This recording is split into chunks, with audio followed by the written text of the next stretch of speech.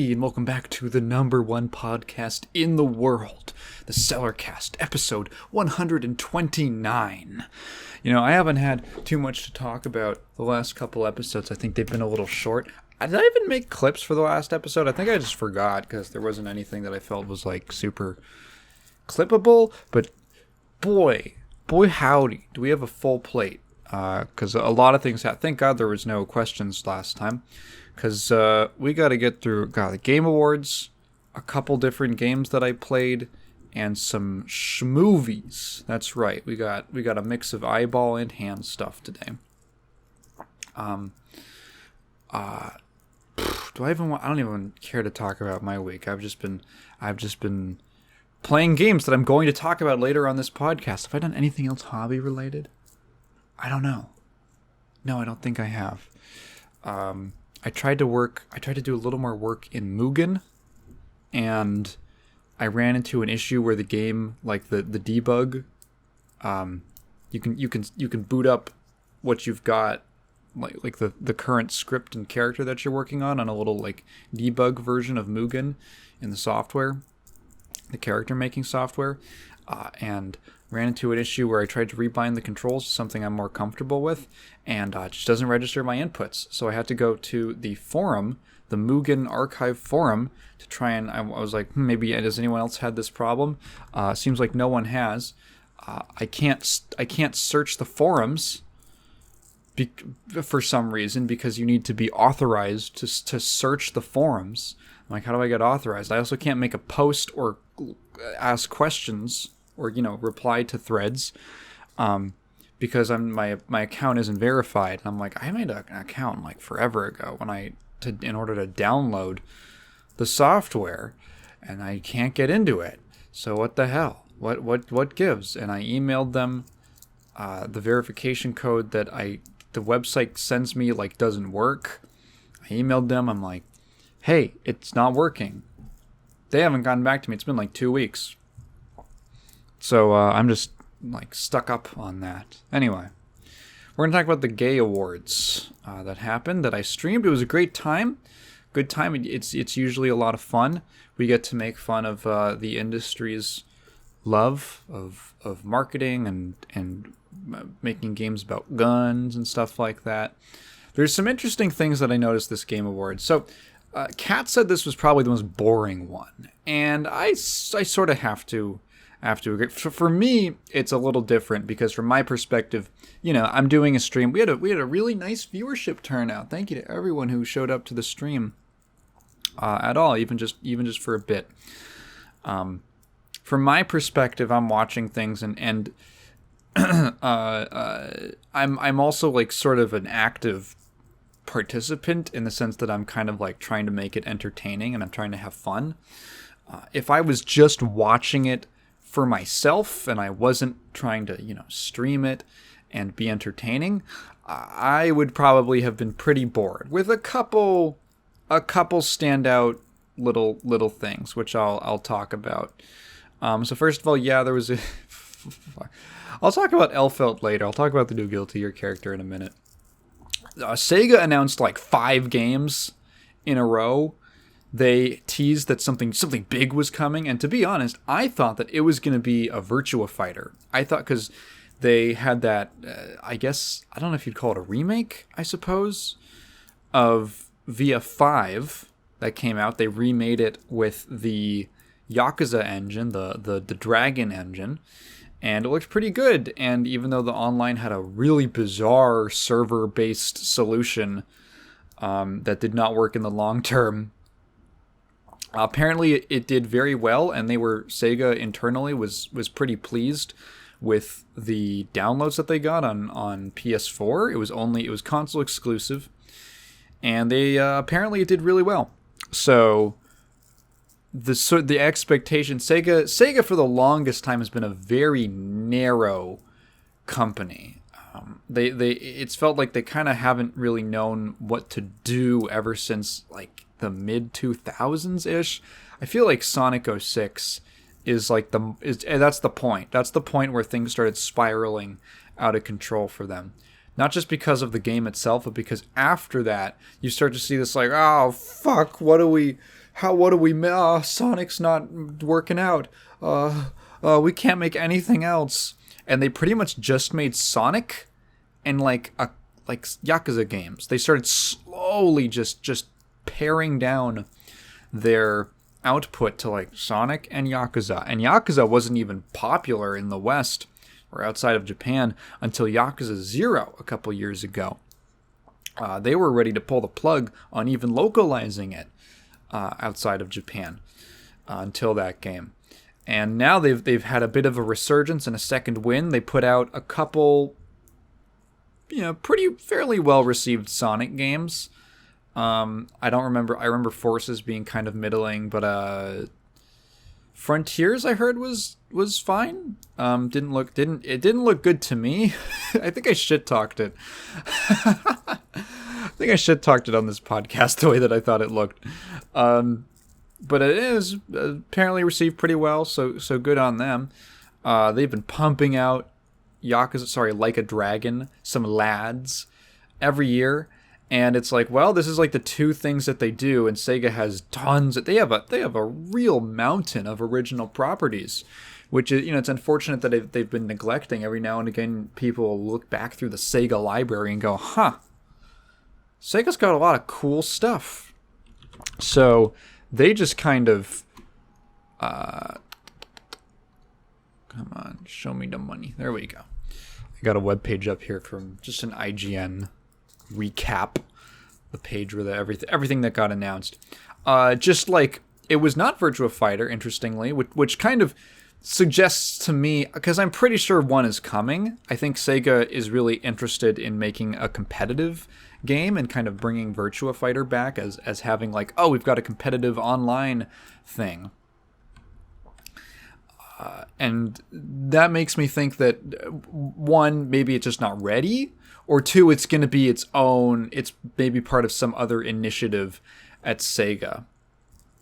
And it's going to have its own announcement thing like that. But they just dropped 5 games, rapid fire. All returns, returns, I guess. Revivals, let's call it a revival of their old classic series for all the way from, was there a Shinobi game on Master System? I don't know, but old original OG Sega stuff all the way to Dreamcast era. They got Jet Set Radio, new Shinobi, a new Golden Axe, a new Streets of Rage, and a new Crazy Taxi. Very quick little snippets of footage, but that's exciting. These are cool series that people like. People want to see more of. Sega definitely has they've got their own style and their own kind of like their own vibe to their games that has been missing ever since the Dreamcast died. I guess you could say like it's Sonic, just having Sonic isn't enough to exemplify that kind of style. Like when you go and you play, I don't know, old Sega games, it's like Capcom. Sega is like, there's kind of like a certain touch to it, the way the music sounds, the character designs. I mean, I talked about that back in the Illblade video. Like those characters, it's not a Sega game, but they feel very Dreamcast-y. You know what I mean?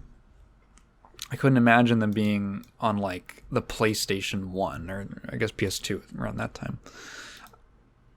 Actually, no. No, it would have been 99. Yeah, it would have been PS1 still.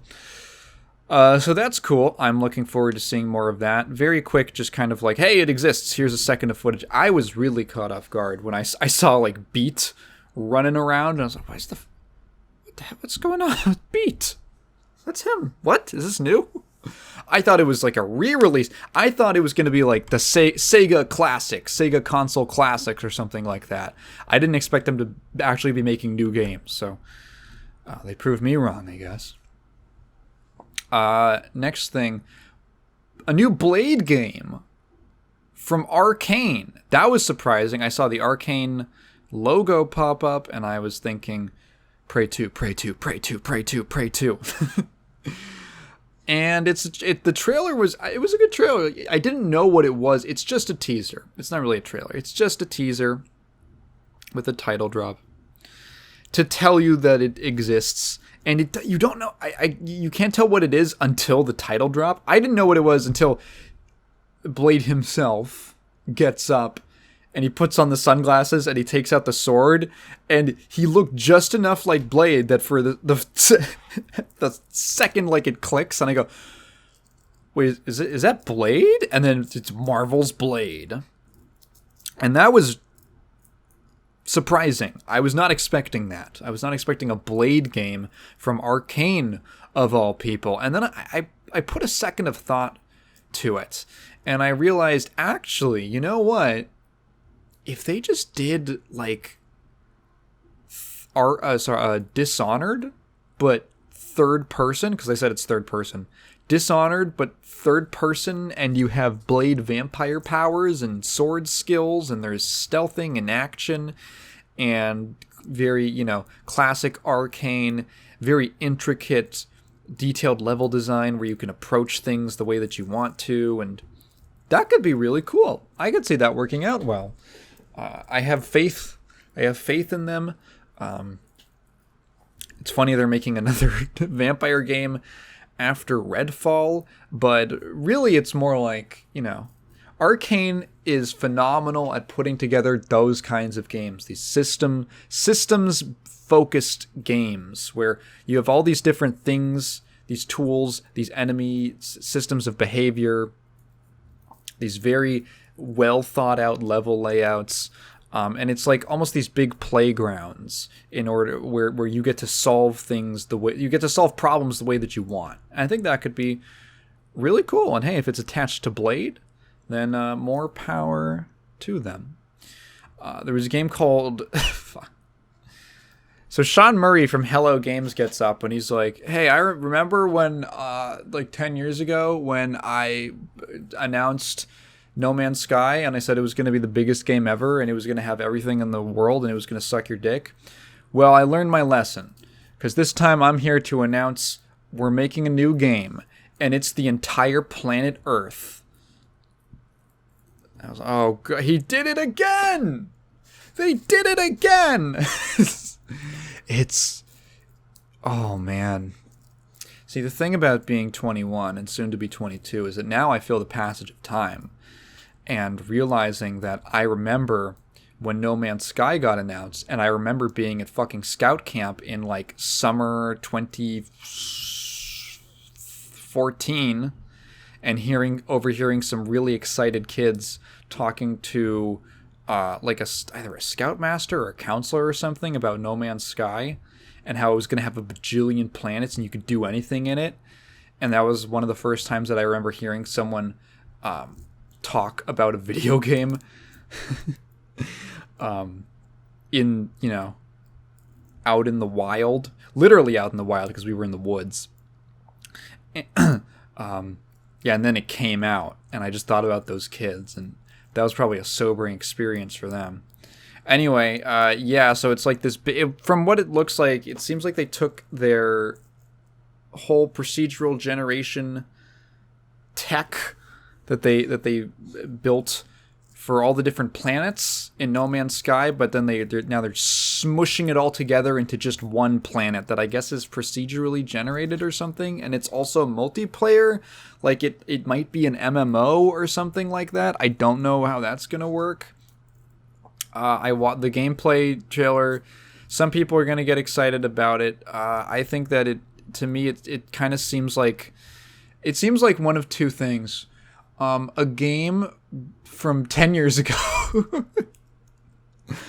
or a game that 30-year-old dudes who only play MMOs would get really excited for because someone made a Kickstarter about how they're going to make the biggestest, most awesome, epicest MMO ever, and they just need your money for it.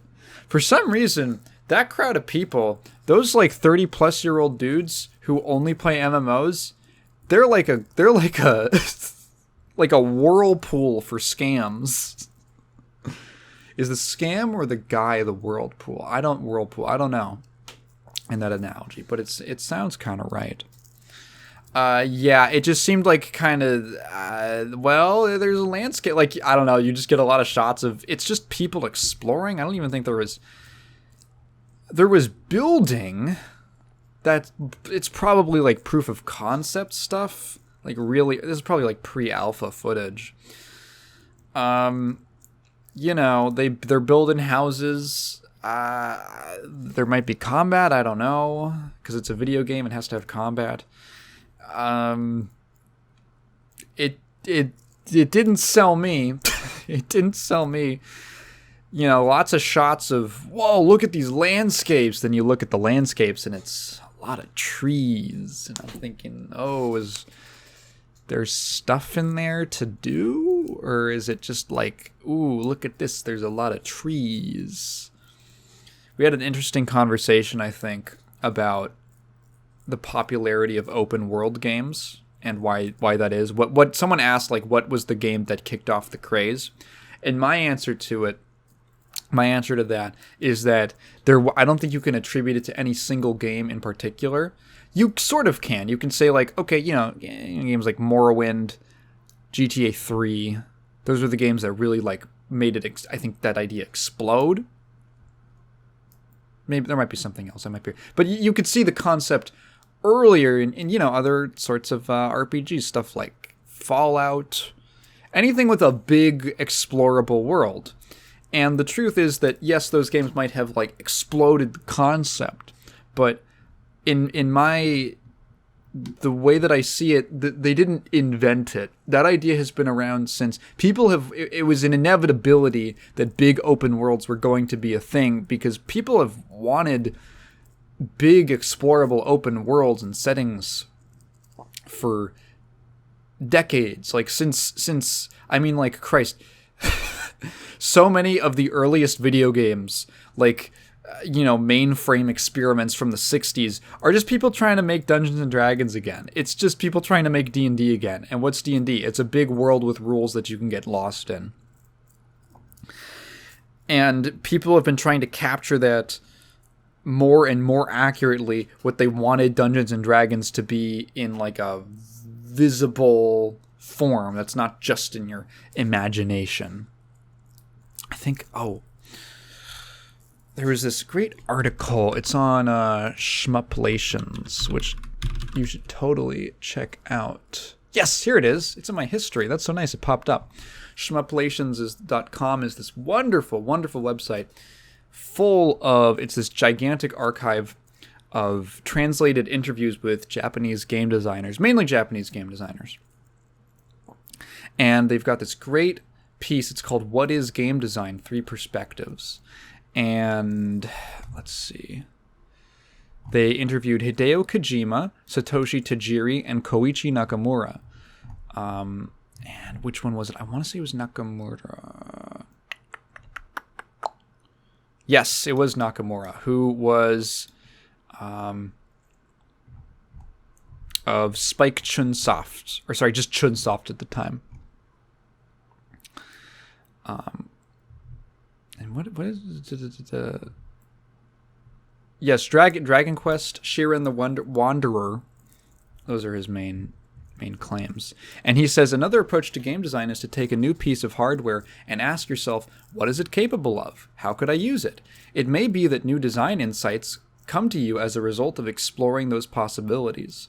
I doubt the person who invented titanium had any idea it would end up being used in everything from golf clubs to glasses. Similarly, consider the SRAM technology. PCs had long had the ability to save data between games, but the person who first saw that technology and realized, I could make a huge console RPG now, that's a person who is capable of game design. And I think about this quote a lot when I think about, like, advancing technology and the history of hardware. Because the way that Nakamura describes game design, it's almost like he looks at it as like a wood carver looks at a log or something like that. You know, how a sculptor looks at a slab of marble. It's not, it doesn't begin with what's my idea. That comes next. The first step is, what is the hardware capable of, what are the things that it can do, and applying that in a creative way is where the designer comes in. That's where the creativity comes in. So someone looks at the increasing power of hardware and they think, I could make something like Morrowind. I can make a game that is basically, it's fully voiced. It's fully voiced. Fully voiced with this big, fully 3D world, polygonal world, with all these systems, like this whole thing, right? You think about that, and that's the hardware. That's the wood carver in my mind. That's the wood carver, working what's given to them into a shape. The log is so big, or maybe it has these interesting branches and it has some kind of a shape, and inside of that you see something. That's how I think of the inevitability of the big open world. And it just, it's an inherently appealing idea to a lot of people. Not necessarily to me. I'm not the biggest open world guy, but yeah, what the fuck was we talking about? All right, Skull and Bones finally got a release date. Finish that little tangent.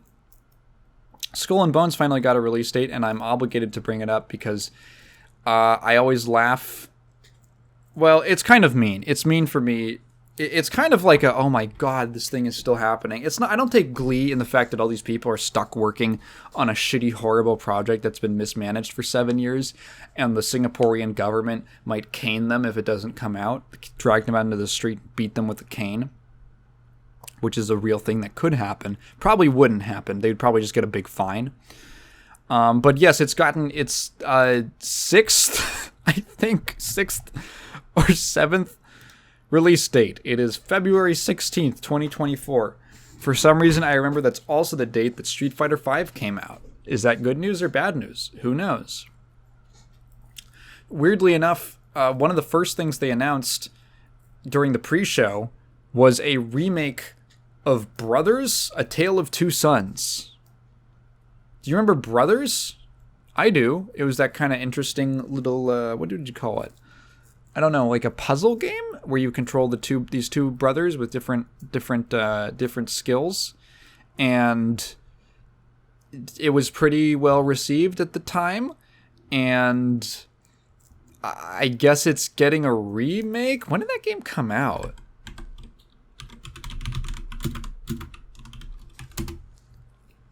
Yeah, 2013. And it's one of those things that you look at and you're like, this doesn't really need a remake. I don't know why. This is like The Last of Us remake. This is, or last, yeah, feels wholly remastered. That's what it was called. Wholly unnecessary. It feels like this is a full-on remake. That feels like even. I haven't played it. Maybe it is worth fixing up a bunch of stuff. Maybe it'll be better than the original. Who knows? That Dead Space remake apparently was pretty good. But just a weird, really? You're remaking Brothers. Huh. Space Marine 2 got a new release date. It was delayed by about a year now, apparently. It was supposed to come out sometime around now. But it got pushed back to an undisclosed date. Now it's coming out September 2024, and good. Good. I can wait. I don't need it now. I'm a patient guy. The gameplay looks like Space Marine. There was some kind of shaky gameplay footage that was shown off before. When I say shaky, I mean it didn't look very good. I had a whole segment dedicated to that on this podcast. That was I want to chalk that up mainly to the fact that they gave it to like some journalist or something, and they were really focusing on the combat ambience, which is nice, but I don't know, the footage was not very good, and I don't want to judge the game off that.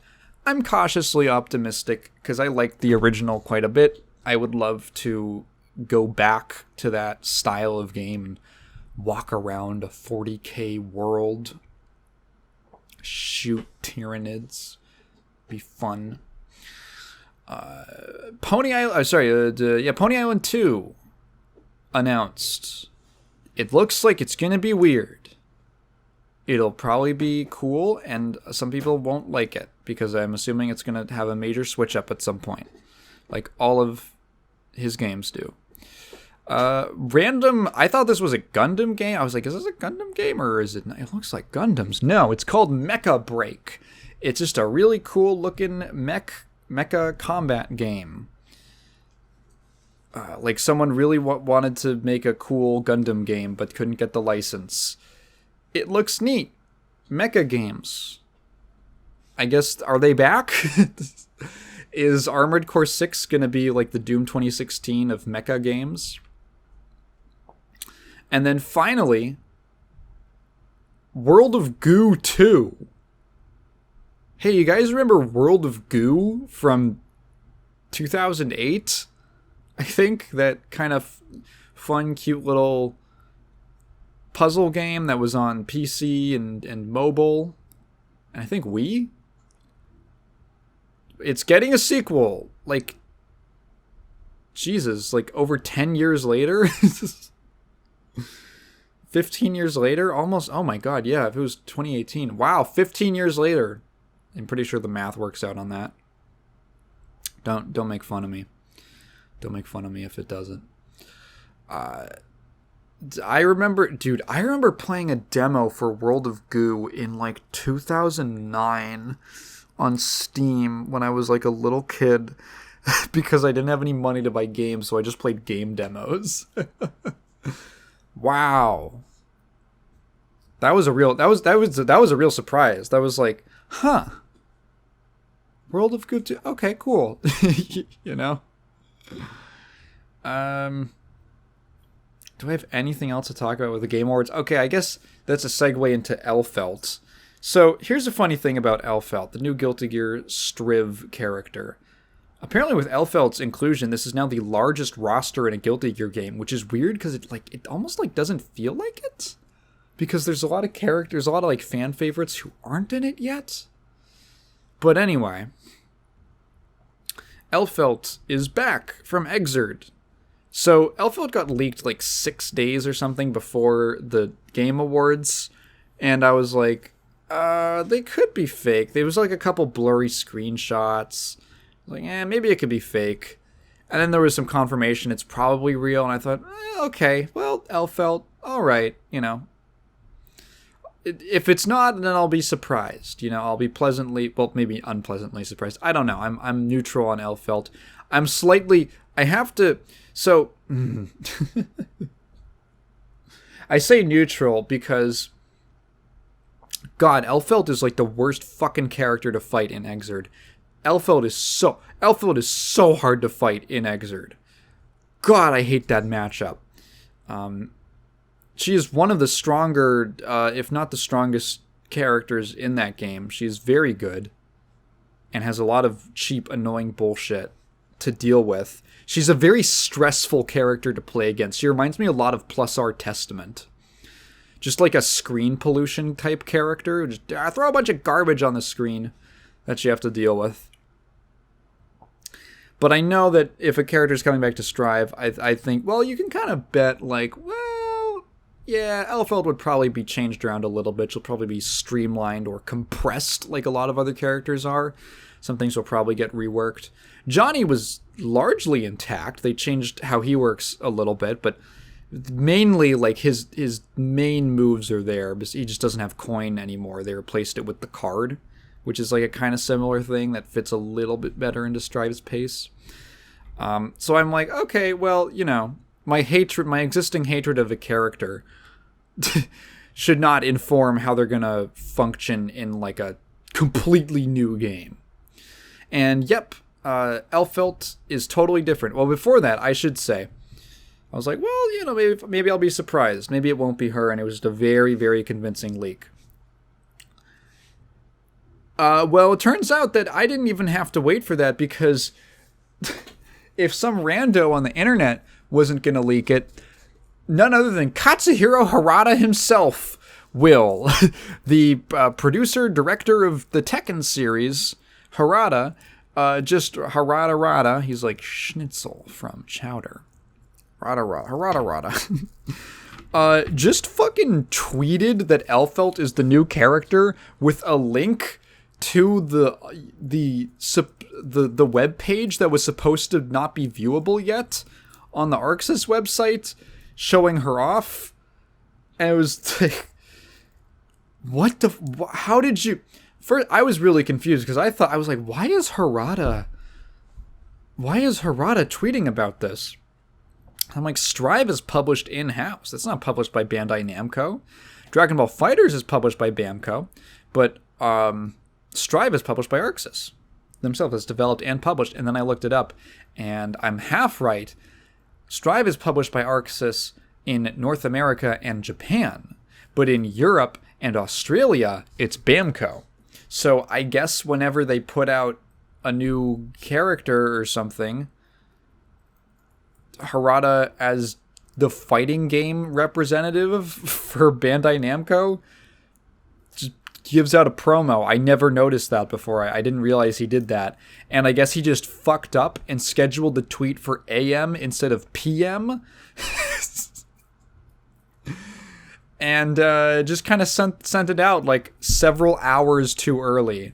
It was out like 5 or 6 hours before the show even started.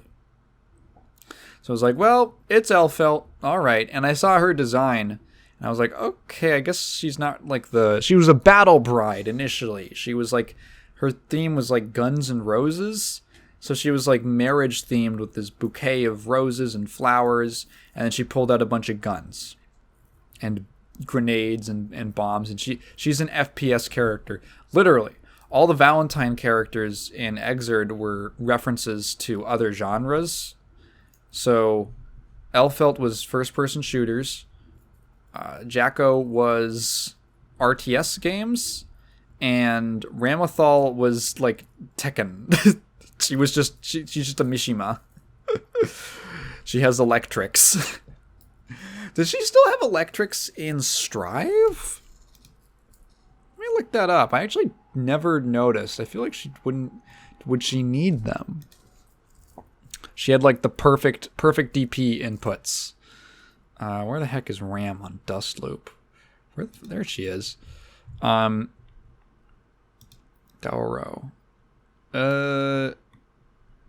Nope. It doesn't look like it. Yeah, okay. No, she doesn't have it anymore. Which I mean, it was like... yeah, she had all those strings and... Yeah, I don't know. Yeah, so Elphelt's back, and I was like, oh, she's like an idol, like a pop idol or something now. She has a microphone, and then her trailer starts, and she's on stage for a show, and then she pulls out her microphone, and then she starts metal growling into it. I was like, whoa, okay. She goes, so yes, Elphelt is now a musician, but not like a pop idol cutesy musician. She's in like a heavy metal band as the vocalist, which is fun. That's a very Guilty Gear twist on that kind of a character.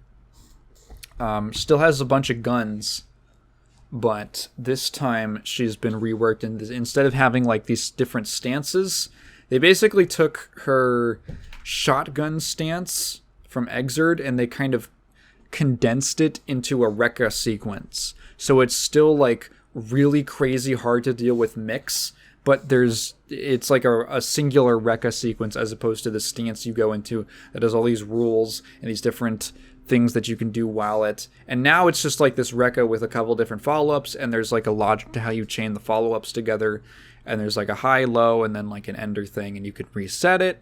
And it's like, okay, cool. And it's called Chain Lollipop, and Kat loves her because she's like pink, and she loves Kat loves Elphelt because she's pink, and she wants to be a wife, and she has a move or a mechanic that sounds like Lollipop Chainsaw, which is Kat's favorite game. So she's in like an Elphelt fit. Thank God, dude. Kat was in a fucking Julie Powers phase. She called it getting Julie pilled. And I was like, that's not good. Get the fuck out of that.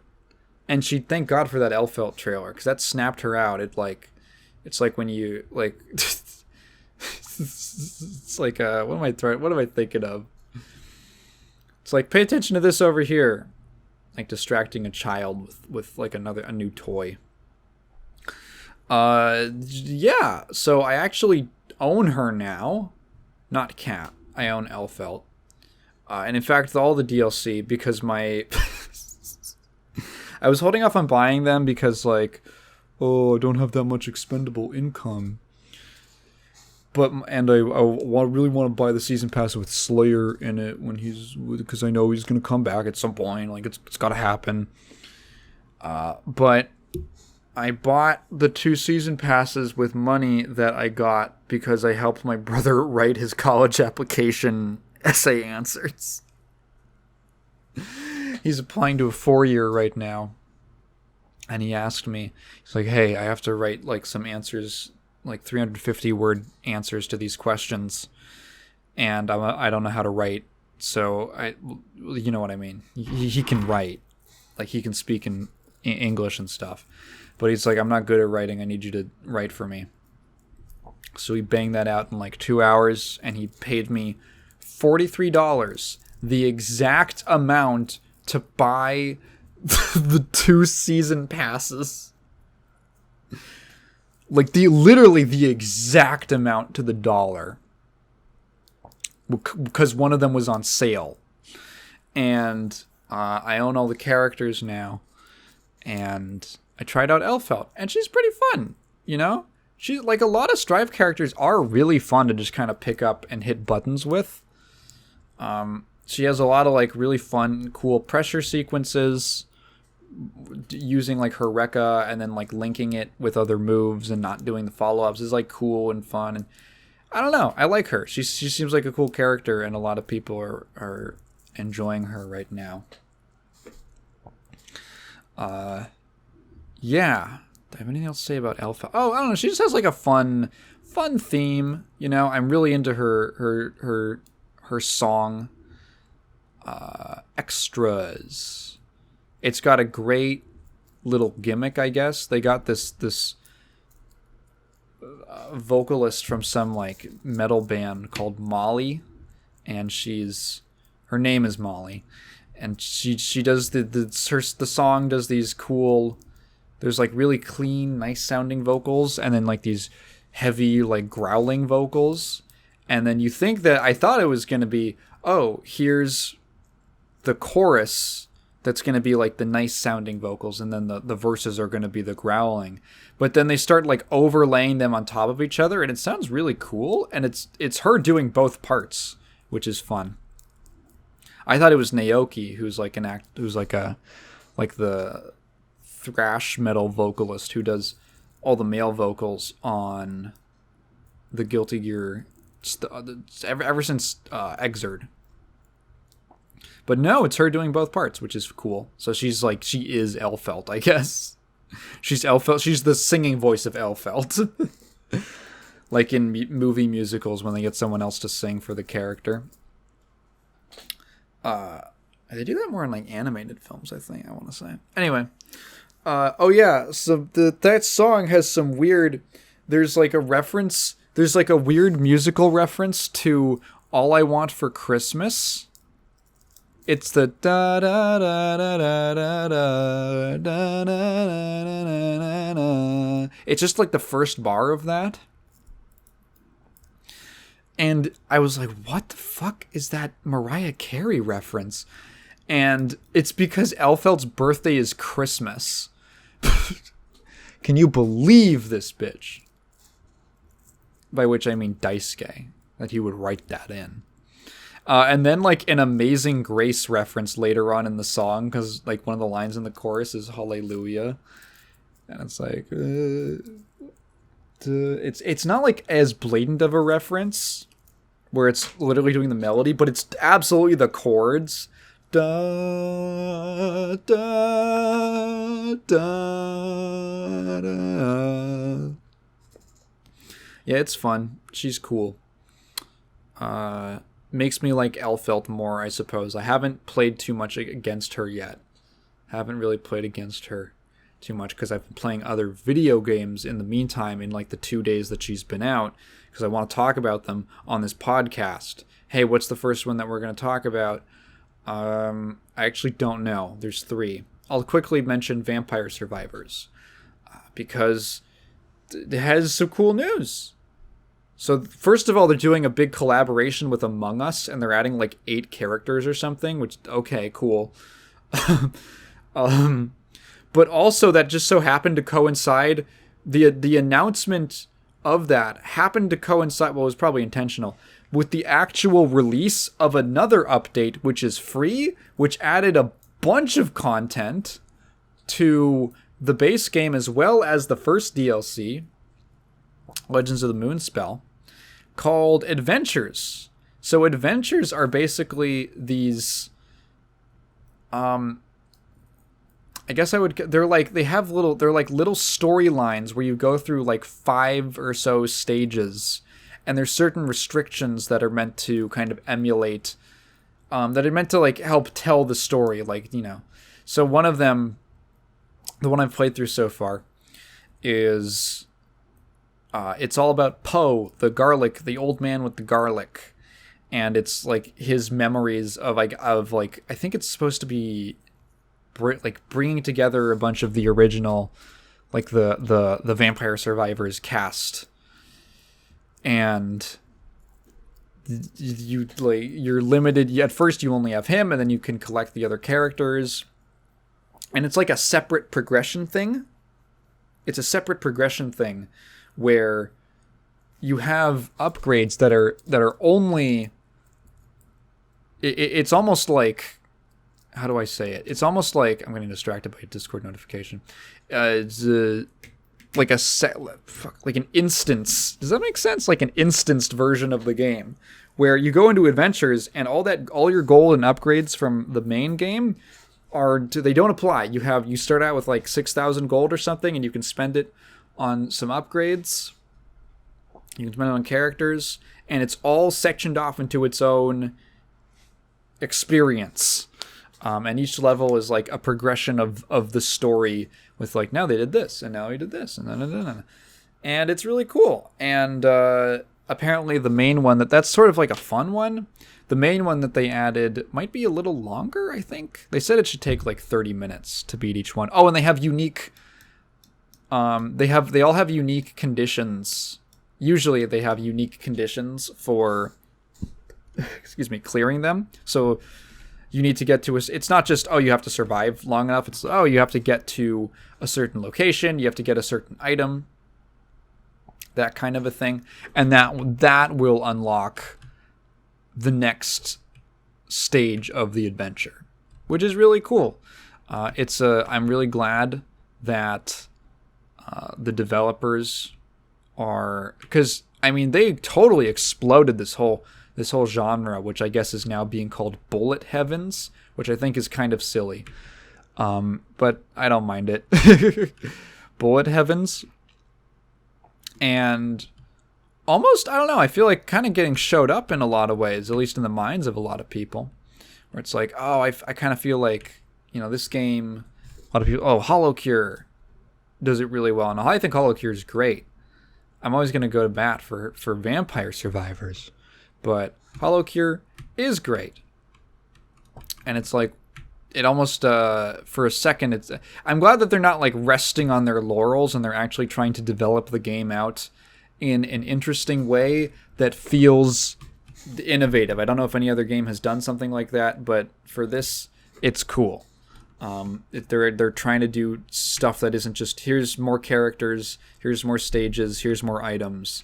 It's like new kinds of content are being introduced. They can do a lot of things with that are very, very flexible. So that's cool. It's also free. And so the update is free. And the only I guess they clarify the only paid element of the adventures is that if there is an adventure for a DLC, you have to own the DLC, which makes sense. It also adds more value to the existing DLCs, because now you're not just getting, when you buy Legacy of the Moonspell, you're not just getting that giant-ass intricate stage and a bunch of characters and new weapons and stuff. You're also getting a whole adventure along with it, which is cool. So shout-outs to Ponsel. They're great. I love them. Now, there were two games that I was really... Okay. I'll talk about... Yeah, I'll talk... the lighter one. I guess the lighter topic first. So there was a game called... So, okay. I saw this clip on either YouTube or somewhere. And it was called... You Can Parry Nukes Now. And it's some game that's in development, and it's a little character. They're in some kind of low poly, sort of Risk of Rain, sort of, that kind of muted color palette, sci-fi looking world. And they're standing out in this field, and there's this big nuclear explosion that's rushing at them from this city. And just as the explosion gets to them, they lift up their sword in like a parry stance, and they parry the explosion. But it's not like they just cancel it out. They like split the cloud in half. And I was like, that looks fucking awesome. What is this game called? It's called V.A Proxy. Or V.A Proxy, I'll just call it. Virginia Proxy. And I wishlisted it. And I was just like, oh, that'll be cool when it comes out. And it's not out yet, but there was a demo released for it. So I checked out the demo. So V.A Proxy, what it's going for is it's trying to be a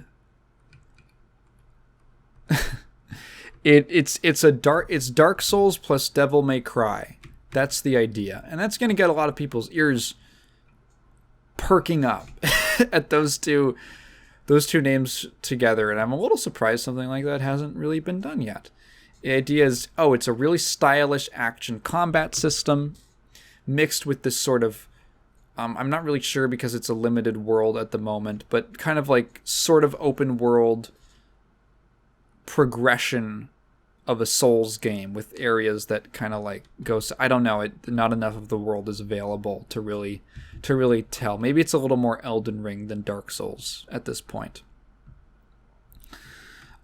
So I played it and I did not like it. I'm very sorry to say I just wasn't feeling it. And that really sucks because I really wanted to like this demo. I really wanted to like this game. And it was just such an uphill battle for me to enjoy myself. I'll explain why. So, the demo, at least, I can't speak to the full game because it's not done yet. The demo feels like of what's playable, it feels like a proof of concept for a combat system and a movement system. And both of those are interesting. So, to begin with, the one that I think I might like more at this point, which is the movement system. It's a cool movement system. It is not controller compatible. It's designed for keyboard and mouse at the moment. Essentially, yeah, you can like walk around, but you've got a dodge, which I later learned is like an invincible dodge, much like Dark Souls. It's a quick movement dodge that if you hold, it's the shift key. Now, if you hold down the dodge button, you will go into a slide after your dodge. And while you're sliding, you can jump, and you'll do a high jump. And while you're jumping, you can then hit the dodge button again, and you'll do a double jump, which it's almost like a directional air dodge, basically, in midair.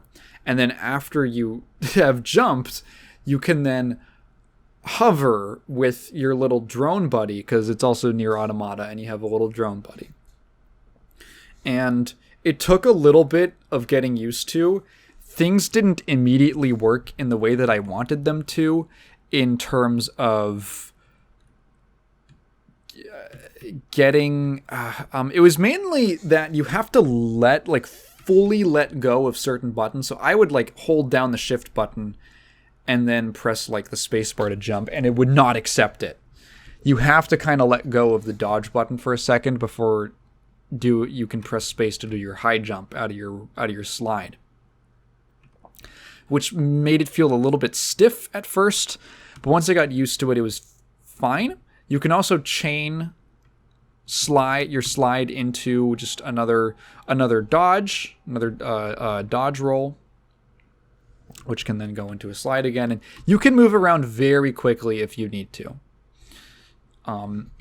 Which is important because the world is very large. The second thing is the combat system, and I'm not entirely sold on it. I can definitely see what it's going for, but it felt a little too limited for me to really feel like I think maybe the full potential. And that has to do with the fact that you're basically limited to one weapon set, as far as I can tell. I don't know if in the full game you'll be able to swap them out. So you technically do have two weapons. You've got two different swords, and they both have different attack strings. And you have one of them equipped as the primary and one as the secondary at all times. Maybe in the eventual game you'll be able to get other ones, or I don't know. I'm not sure how it's eventually going to work, because it sort of seemed like it was locking you in. You get this little menu that looks like there's choices that haven't been, that are not in the demo. And it's specifically the icon for the only weapons you can choose, the swords. It's two swords in the icon. So it's oh, is that just the one thing? Are there going to be other styles of weapons, perhaps, that are also you have a different primary and secondary thing? Because you can switch which sword is the primary and secondary with the mouse wheel. So I don't know how that's going to work. But for the time being, it didn't super wow me. Essentially, each sword has a combination, a regular combination of strikes. The one sword just does 3 little slashies. You can charge it up if you want to do a big slashy. And the other sword does a sort of cool, it'll do a slash and then into a whirlwind spin. And the spin will lift an enemy up along with you. And then it'll do another little combo in the air, and it's all automated. And then slam it down and then do another combo. And then you can... So each one of them have their own little attack strings, and then you can switch... You can go from the primary one, your primary sword, and then you can... How do I describe this? I should have figured out how to explain this better. So it'll be okay, I've got my regular slashy sword and the whirlwind sword. I do the regular sword's 3-hit attack string, and then I hit the secondary attack button, and my whirlwind sword I do a little forward spinning attack, like a torpedo forward spin. Like that one Cliff move with his big old sword. It actually looks just like it. Yeah, it's actually the same design as Cliff's sword from Guilty Gear. Anyway. And then you can do the opposite if you swap the spinny sword to be your primary, where you do that one's attack string, and then after you hit them into the air, if you do the regular swords thing, if you use that one next in the combo at any point, it'll do a big kind of judgment cut. You disappear, do a bunch of cuts kind of thing. Those are, from what I could tell, I really tried to experiment with how the swords worked, and it seemed like that was basically the limit of it. And it was okay, All right. So I guess I could get into... So those things are fine and they have promise. I guess I could get into the things that I don't like about the game that were disappointing to me. A couple minor things to begin with. Number one, the game desperately needs a lock-on. It really needs a lock-on. It does not have one, and it will throw maybe like 5 enemies at you at a time, and it's really hard to keep track of them. Oftentimes also, there were moments where enemies would zip around the environment really fast, which is like, oh wow, cool, epic style, anime points. But like, they move so fast. This was really bad with like the first boss that's available in the demo. They moved so fast that I literally can't tell what direction they went in, and now I'm just confused and a little bewildered. And it's just really easy to lose track and get lost in combat, especially when there's multiple enemies or there's one that moves really fast like that. A lock-on feels really like it would help a lot. Second, and this is a problem that might just be because it's a demo, there's no options. There's no options to speak of at all. There's not even volume or display options, which, okay, that might it might get janky on certain monitors or what have you, which was disappointing, but it's a demo. The more tangible effect of that is that there's no way to change your keybinds. Here's the thing. This game has 2 different defensive mechanics, the dodge and the parry. The parry is done by hitting right-click. Right-click is also the secondary weapon, which means that if you don't want to do awkward mid-combat scroll wheel switching to change which sword you're actively using, you're gonna be wanting to use the left and right-click, but you might get like the parry, or sometimes you want to parry, but you can't because you're like too close to being in the attack string, and you'll just do the secondary attack, and it's very awkward feeling, and I wish there was a way to rebind it to anything. Those were more minor gripes. There's the combat tutorial is not very good, which is weird because the movement tutorial I feel is fine. It's a little weird. It essentially drops you into a box, and the only way you can get out of the box is by combining a bunch of the movement mechanics together, and it took me a while to figure that out. But once you do, you kind of realize what's going on. The combat tutorial section is like very weird because all it does is it basically puts some training dummies in front of you, just some absolute like enemies that don't do anything. And then you just beat them up for a while, and it's kind of boring, and it barely teaches me anything about the game or how it works. I don't think there's ever a moment where it tells you like how to parry. No, I think it does. There was no like teaching moment about the parry or the actual function of the dodge outside of movement, which feels important because it's invulnerable and, as I later learned, very important to combat. I thought just parry was important to combat. No, the dodge roll is actually like, when I say important, I mean like necessary, as in there are things that are designed specifically to only be dodged and not parried.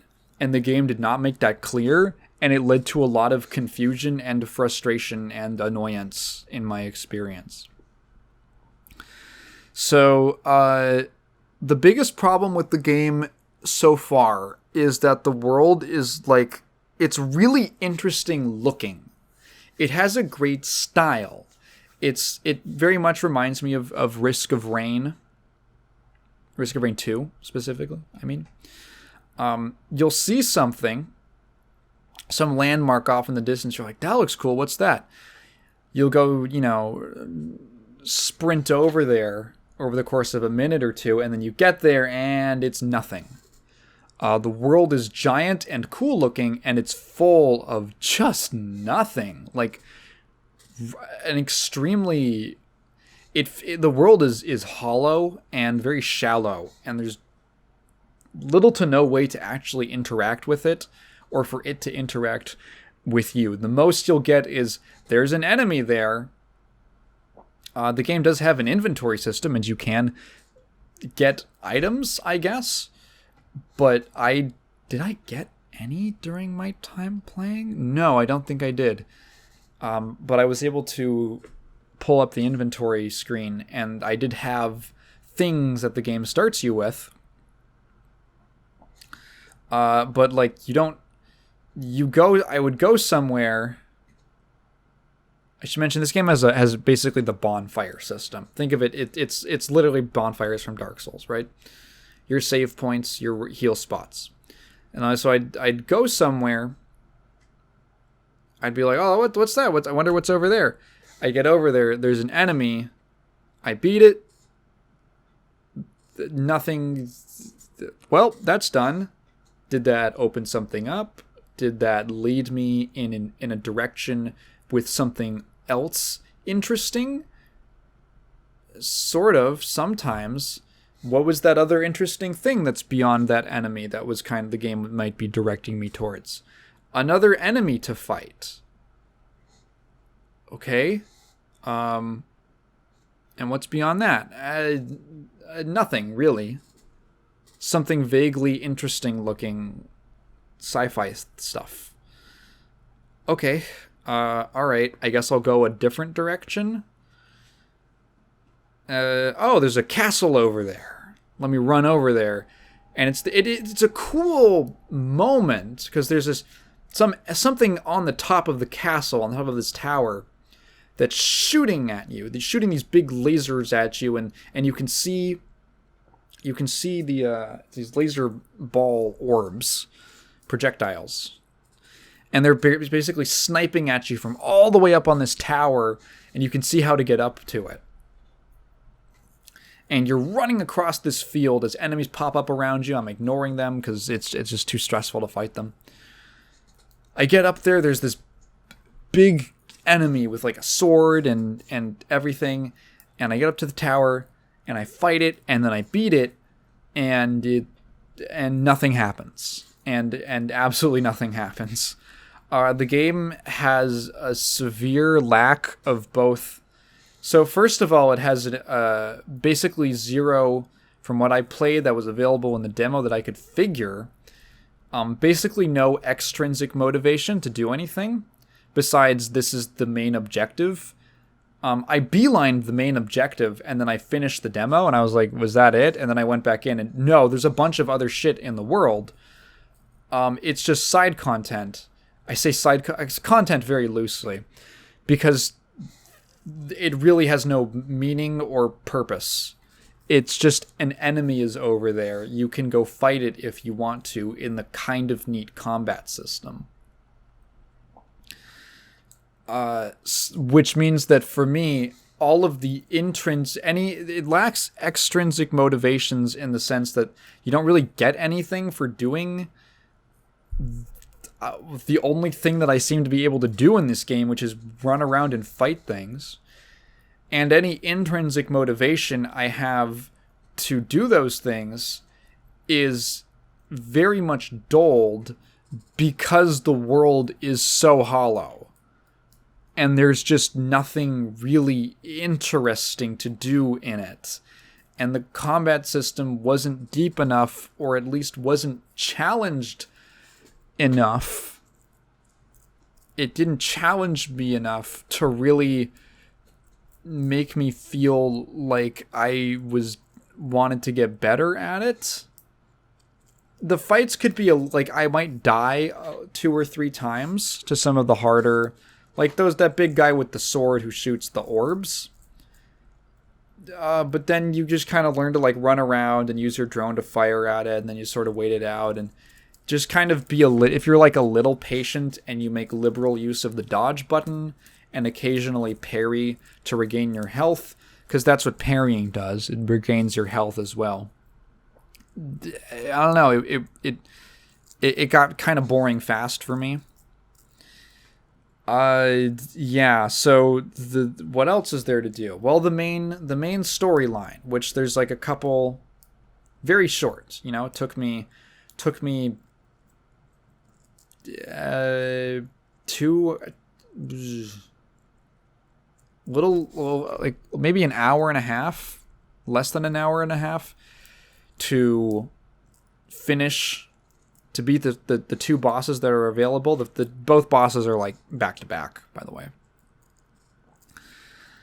A lot of that was spent being a little confused as to where exactly I was supposed to go. I just kind of ran around until I found a structure that, again, a landmark, like the one landmark that had anything in it. It kind of reminded me of the machine villages from Nier Automata, and then the guy is like, go to that big robot that's between those two towers and turn it on so that you can disable the force field that's keeping you in here. And I was like, okay, a goal, an actual goal.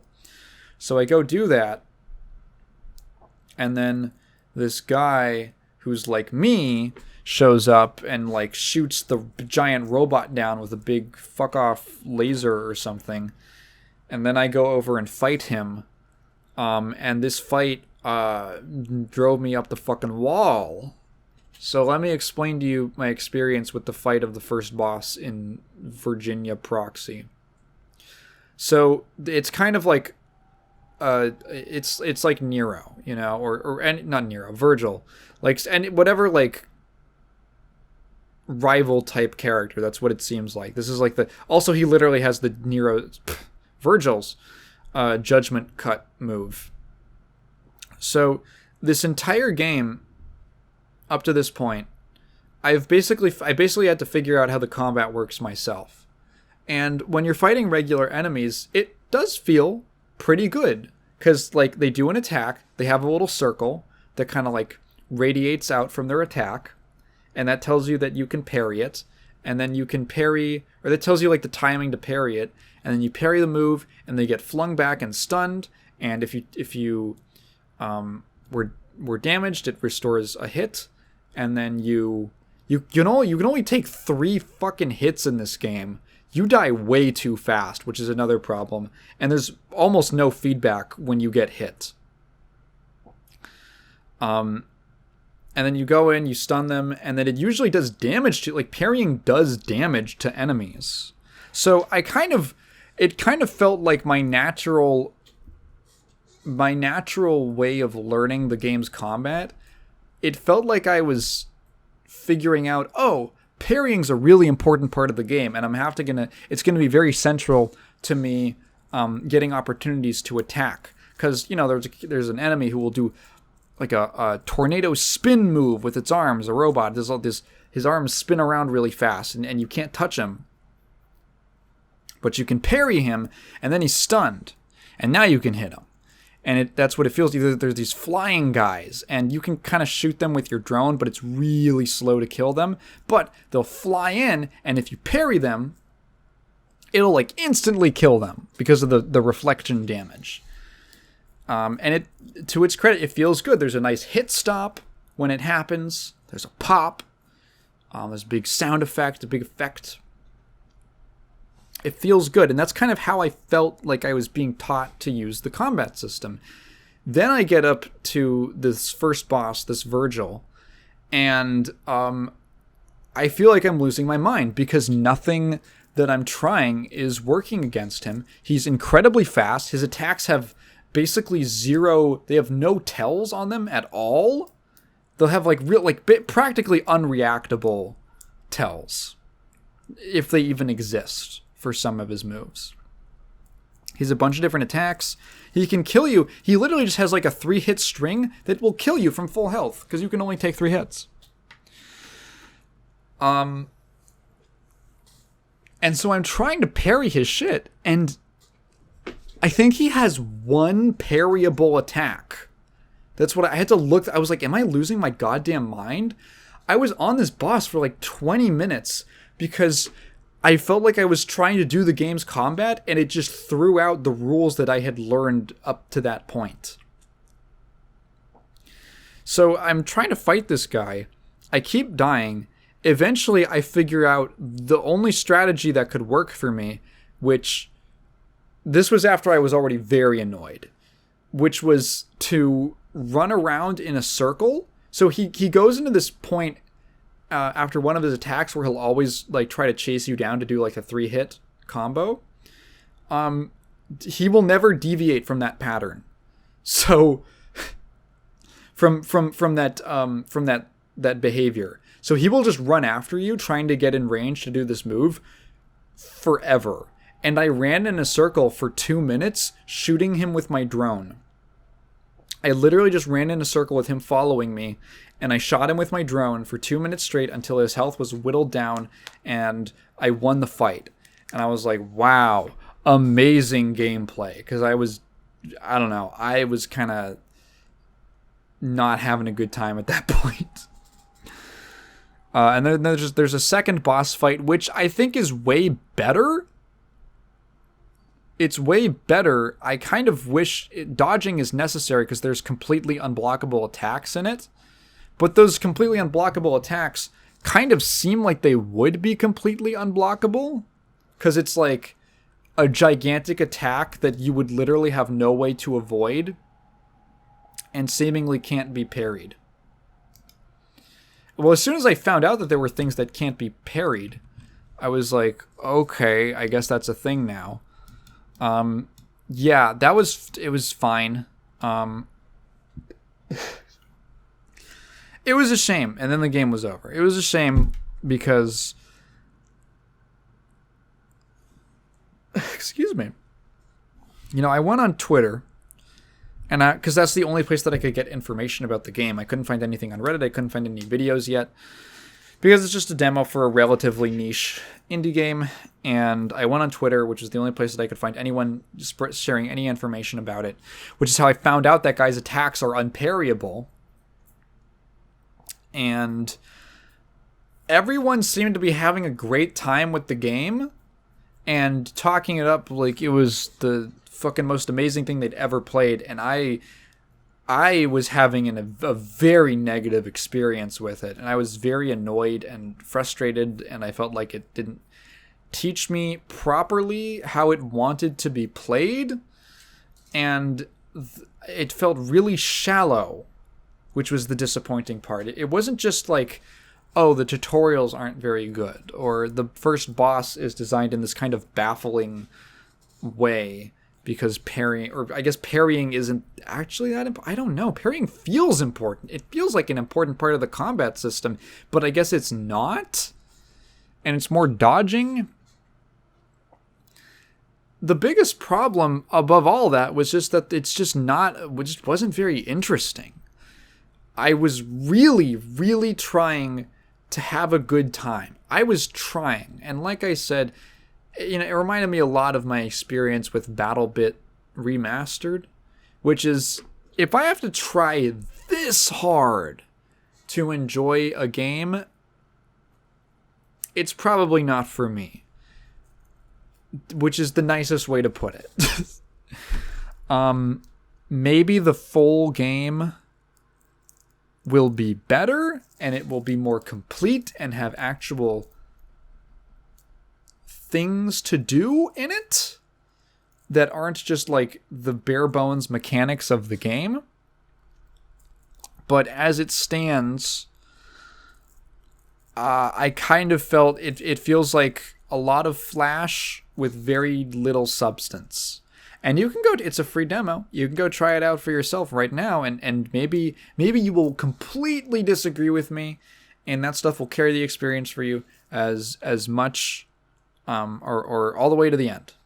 But for me, it really did not work. It never coalesced into anything that was very enjoyable or interesting. And that was really disappointing because I really wanted to like this game. But that was V.A Proxy. You can check it out now on Steam if you're curious. I just finished Half-Life this morning. I pulled like a big marathon session to finish it because I was at surface tension. And, yeah, so, Half-Life, one of the most important games ever made. One of the most important games ever made. One of the best games ever made? I wouldn't call it that. If we're talking just sheer quality, I wouldn't call it that. Not to say that it's bad. It's just, it's not perfect, but it is one of the most important. I keep saying that again. So a lot of people will play Half-Life today, and they'll say, I don't really get it. It just kind of seems like, a linear shooter with a bunch of set pieces. Yeah. That was the first one. That was the first time that happened. Like, I can point to certain specific things that other games did earlier, like, certain types of storytelling, in System Shock. It was done a little earlier than that. But Half-Life was the first game to take a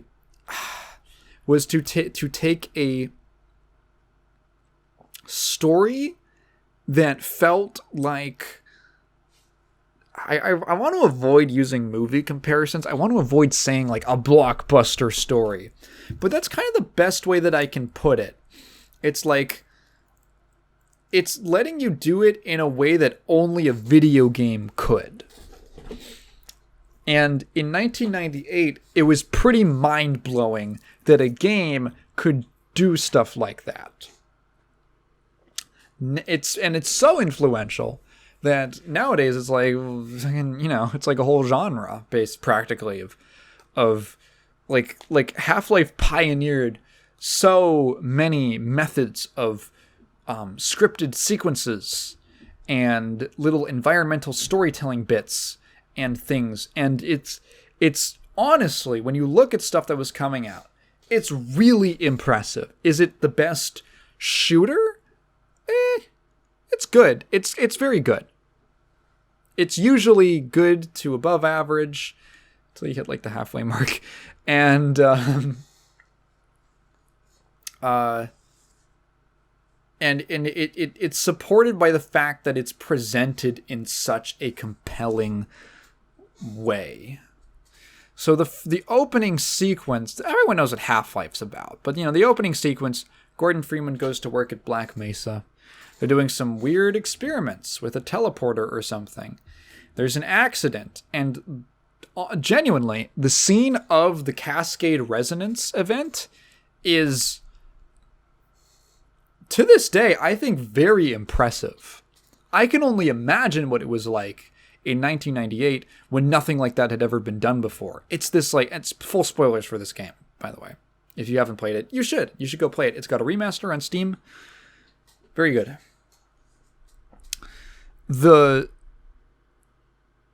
That whole sequence with like shit blowing up and energy crackling and the parts of the test chamber breaking apart and weird creatures teleporting in, and then the screen just flashes green and you're in a void, you're in a black void, and you just hear this the sound of your own breathing, heavy.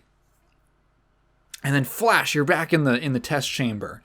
And it's going worse. And then flash, and then you're in the void again, flash. And then like you're just for a second, for like 5 seconds, you're in some bizarre alien world where the terrain, the world around you, it's like you're at the entrance to a cave with like a pond, but the ground is this almost like fleshy texture, and there's weird animals walking around, and it feels like this huge. It's probably just a tiny little map, right, that they made just for this one 5-second bit, but it feels like you've just stepped into like an entire world, and then flash, you're back in the dark, and these aliens start appearing, fading in from the blackness around you, and you're just stuck. You can't move, and they're looking at you. And it feels... There's very few things that I feel capture what it's like to be in a nightmare. But that specific thing, that bit, that moment, God, that feels like when you're in a nightmare and something is around you or appearing around you, and you're locked, you're frozen in place, you're paralyzed, you can't do anything except watch whatever is happening happen. And then flash, you're back in the test chamber, and it's scary as fuck. Like, it is a very, very memorable scene. And that sets up the first, I want to say, a third of the game, which actually I've heard so much about Half-Life. You know what no one ever says? The first third of that game is a horror game. Like, really, like, it is a horror game. You are very limited in the ways that you can defend yourself. You have, like, a crowbar and a pistol. Ammo is pretty scarce. And the things that are happening and the way that they're presented, you walk out and there's a scientist who's helping a security guard up, and everything's just gone to shit. This whole level that you've spent, like, this big, like, 10-minute, what it feels like 10-minute sequence walking through of getting kind of familiar with the entrance, like this area of Black Mesa. It's now totally gone to shit. The lights are going out. There's holes all over the wall, like blast marks, and things are toppled over. There's these the head crabs are such a classic, instantly classic design. Instant classic. And I was talking to Prox about this, who's a big Half-Life Source Engine fan. What the fuck am I getting a call for? You can leave a Texas? What the fuck is that? You leave a voicemail. I'm talking about Half-Life, bitch. I was talking to Prox about this, who's a much bigger Half-Life fan than me, Source Engine type fan, Valve fan, and he mentioned, because he's a lot more into Half-Life. He's played those games several times, and he told me, he was like, yeah, it's such a cool, like, the idea. He said it in such a great way. The idea of a zombie is already kind of freaky, right?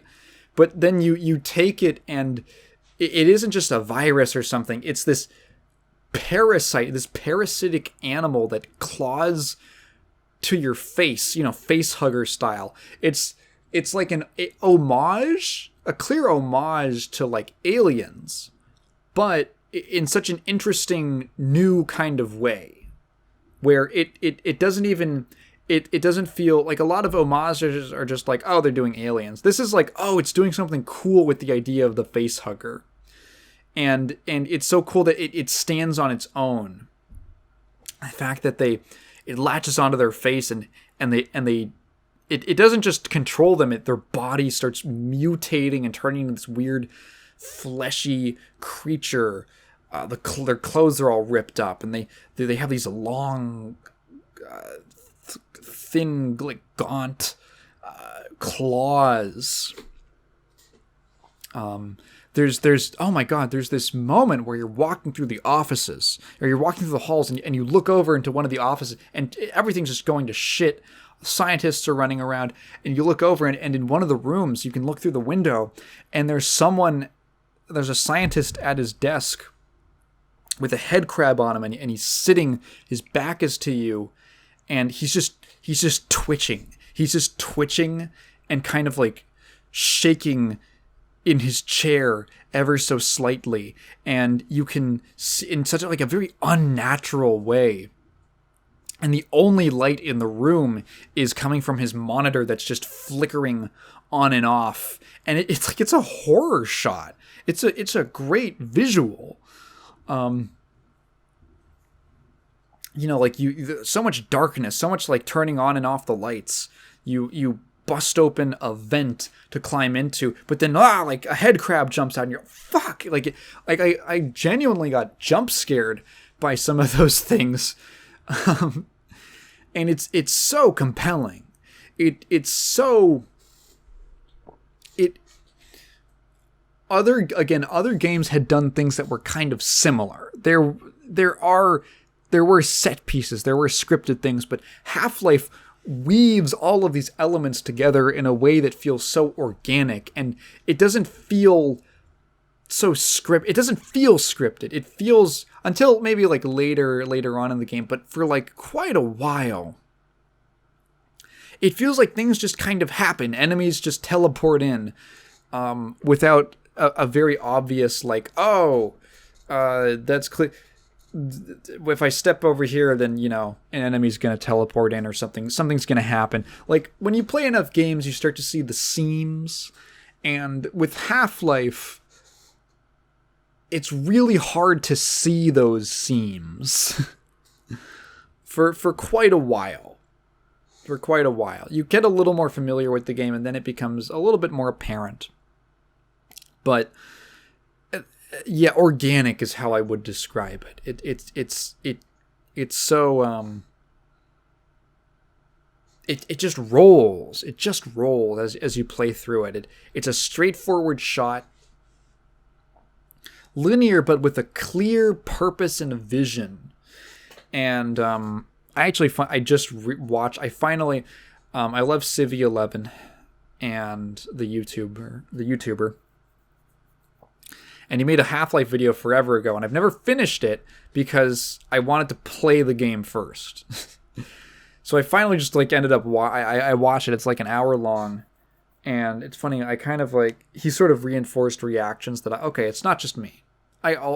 People also generally dislike this part of the game, and stuff like that. But where was I going with this? Right, he pointed out. I was like, it's so it's so obvious.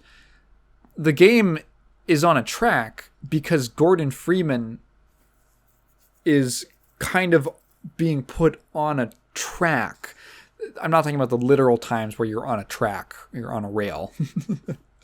But as you find out, things are kind of being manipulated, or you get the sense, you don't find out, but things are kind of being pushed in a certain way behind the scenes by forces that you can't quite understand, that I imagine will become much more apparent when I play Half-Life 2. And that's cool. The linearity of the game is actually built into the theme and the feeling of the game, that you're being carted in a certain direction, that maybe you're not totally in control of your destiny.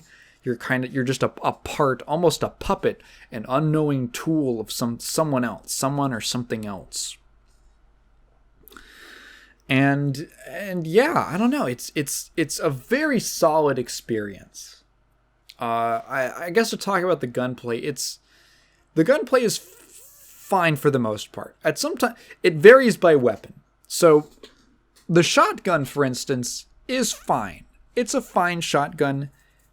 Definitely not my favorite, but it's okay. It has an alt fire. It functions just like the sawed-off from Blood, but it doesn't feel as good as the sawed-off. It doesn't feel quite as good, but it's fine. The I forget, the machine gun, assault rifle, whatever it's called, the SMG. I don't remember. Your fast shooty gun feels pretty decent. It can shoot as an alt fire to shoot grenades. That's cool. Things like the crossbow I wish there was a little more feedback on getting a hit with the crossbow. The real star of the show is the goddamn revolver. Oh, I love myself a good revolver in a video game. If there's a revolver option in a game, I will usually pick that. I think it's a really cool weapon. When I played New Vegas, I just kind of mained revolvers and handguns because I think it's just so cool. And the Magnum revolver in this game is fucking great. It is everything I have ever wanted a revolver to be in a game. You shoot, and the sound effect is great. It pops, it punches when it hits things. It does crazy damage. It's basically a railgun. Like, it's essentially like a sniper rifle. You can snipe people from way, way, way far away with just the revolver. And it's awesome. It feels so good to use.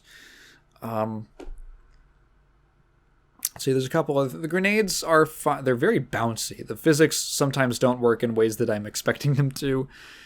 There's a few too many weapons. It gets a little bloated. And some of the weapons I feel are not that useful. I feel like there's a few too many explosives. I think you might be able to cut the satchels. I get the idea, but I don't know. The trip mines, I can see... I never found a good use for them. I never found a great use for them where I felt like I was actually getting... able to make use. I'm just repeating myself. What am I talking about? I never felt like there was a good time to use them, where the grenade or it has a very the trip mine has a very similar function, I feel like, to the satchel charge. The grenade, the rocket launcher is... I wish it had more punch. The fact that you can actually laser guide it yourself is cool. But yeah, it's fine. You know what I do love? The snark. I love the snarks. I think the snark, and legitimately, I know a lot of people, apparently a lot of people don't care much for the snarks in this game. I think they're really cool. They remind me of the TNT from Blood in the way that they're like this interesting, flexible tool that you can use. But I wish more of the game was designed around them, or being able to use them. Snarks are these little alien bugs that you can pick up, and you can drop them on the ground, and they will go run off. They'll skitter off in the direction that you send them, and they will just kind of like, it's such an interesting weapon because they'll go attack. They'll attack like human enemies, and the really cool way of using them is that they'll attack human enemies, and all of the human enemies will kind of aggro to them first, which means that you can set up these cool, like there's a moment where you step out of some doors, and there's a soldier dude to the left of you and to the right of you, to kind of catches you off guard. And I was like, fuck, what can I do with this? How can I work around this situation? So I dropped a snark on the ground. It runs towards the guy on the left. He shoots it, and I have enough time to essentially get a full, just 2 blasts of the shotgun, and I take him out really fast. And those guys are heavily armored. The human soldier dudes, they have a lot of health. I was playing on medium. They are meaty. They are meaty guys. So taking one out so quickly was like, oh yeah, then I killed the other guy really fast because I got the jump on him from a corner. And I was like, damn, I feel like I played that really well. I feel like I used the tools at my disposal and the environment. And I took out both of those guys, like essentially this trap that's laid for the player, without taking, I think, any damage. I wish more of the game would let me use the snarks in cool ways like that, or more weapons were flexible in that way. The Hornet gun is... I don't like it. It's one of those kind of lame cases where there's this enemy... There's this really annoying, powerful enemy that has this weapon, and then you get it, and the weapon just feels useless when you have it. Oh, it shoots out these bees that curve around corners and kind of lightly home in on enemies. And that sounds really good, but it just kind of like never kills anything.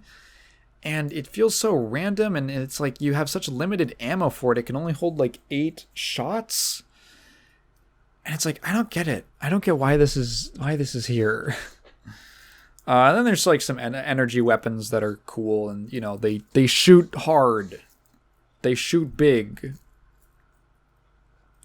The enemy AI in this game is cool. I can see why this was so impressive at the time. Namely, like the soldier guys. The soldiers are pretty complex. They don't just have one behavior. They don't fit. It's kind of like, you know, you look at most shooters from the time, and they're extremely I'm going to sound so fucking nerdy when I say this. The orthogonality of the unit differentiation. Oh, give me a swirly right now, dude. Come to my house and give me a swirly right here and right now. Is very clear. Every enemy has like maybe 1 or 2 things that they'll do. And I'm saying that for games that I adore, like Blood and Doom and stuff like that.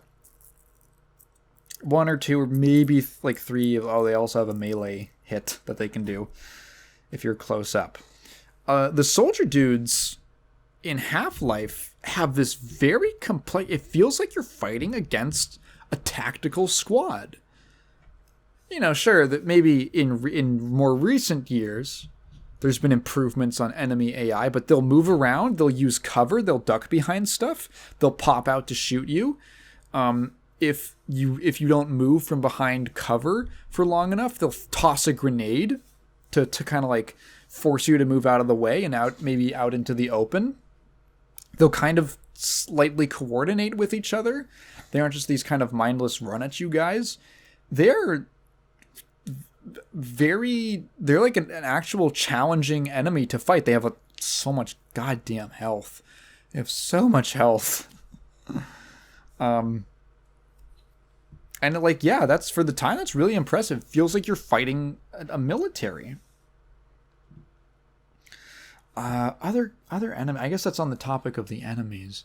The head crabs are definitely like the most memorable standout ones. There's some like cool like little. I like these little touches of almost lore that you get where there's these little alligator guys. Well, they're big alligator guys, and they'll stomp around and spit acid at you. But they'll also kill the head crabs. So I feel like there's almost this implication in my mind that like, oh, these are aliens. These are alien animals. And they have a food chain. And these alligator dudes are the natural predators of the head crabs. So they'll go eat them. They'll go chomp on them. You get this cool stuff that feels like an extension of the monster infighting from Doom, where you've got it's kind of expanded to like there's 2 different factions here. The military, there's you, Gordon, and there's the military and the aliens. And the aliens and the military will fight each other, and you can kind of like pit them against each other and let them sort of take each other out. You can capitalize on the confusion that's created and some of them being distracted to avoid them or kind of get the upper hand and take out all of them eventually. It's cool, and it adds to this feeling of this event, this chaotic ongoing event of the military trying to stomp out these alien invaders at the Black Mesa facility and kill, every witness there. Like this active battlefield that's going on while you're like running through and stuff exploding. It's really well put together. It's really good. The game has some flaws. So number 1 is technical nitpicky stuff. Number 1, I wish there were more options. I'm a little disappointed that with the remaster, the options are still so limited feeling. There's no FOV slider. There's a lot of things that I feel like it's serviceable, but for the level of flexibility that I know is possible in the Source engine via stuff like console commands, I wish that there were a lot more options or, advanced options, something like that. And that was important to me because this game has camera tilt. When you move left and right, the camera tilts. And I played for a bit, and it gave me motion sickness. It looked like I felt nauseous, and I had to take a break and walk around because I was feeling kind of sick from the way that the camera tilted back and forth. I really didn't like it, and there was no option to turn it off in the menus. But because it's Source Engine, I figured there's probably a console command that I can look up. And yes, there was SV_roll angle 0 to set it to 0. And then it's gone. It wasn't something I had to deal with. Okay, I can play the rest of the game. Annoyingly, it seemed to reset every time that I started the game again. I played it across 3 or 4 sessions. So I have to do that each time. And I mean, it's fine. It's just, I wish something like that was in the actual options menu. And it's a little, it's annoying to have to go look up on the internet how to fix something in your game that could have been an option. There's a lot of people who might run into that same kind of problem, or a problem with something else that's just not in the options menu. And they might not be savvy enough or know Source Engine stuff well enough to intuit that there's probably a console command for that. Second thing, that's kind of like a nitpicky thing.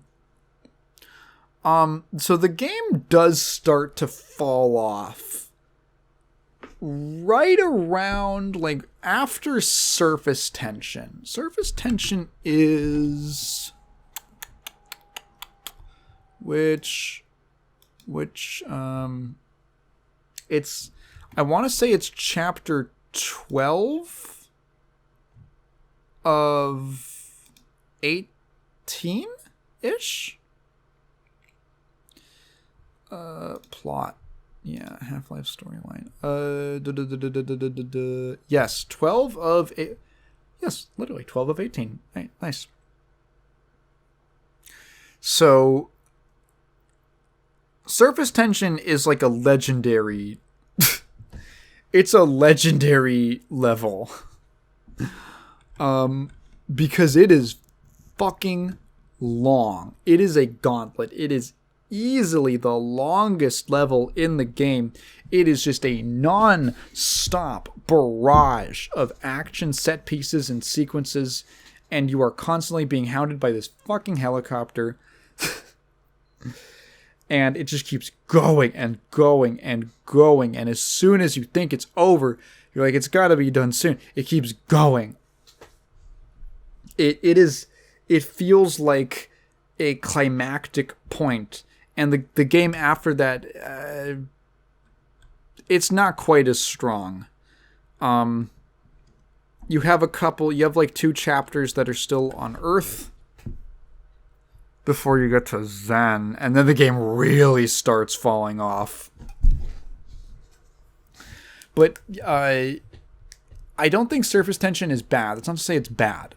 I actually think it's pretty good, and I kind of like the way that it feels. It's such a fucking ordeal. It's like a Olympic marathon. This level is sponsored by Blue Chew because it is long and hard, and it can go for an hour. That was a great pun I came up with. That was a great bit. Leave a comment congratulating me on my great bit.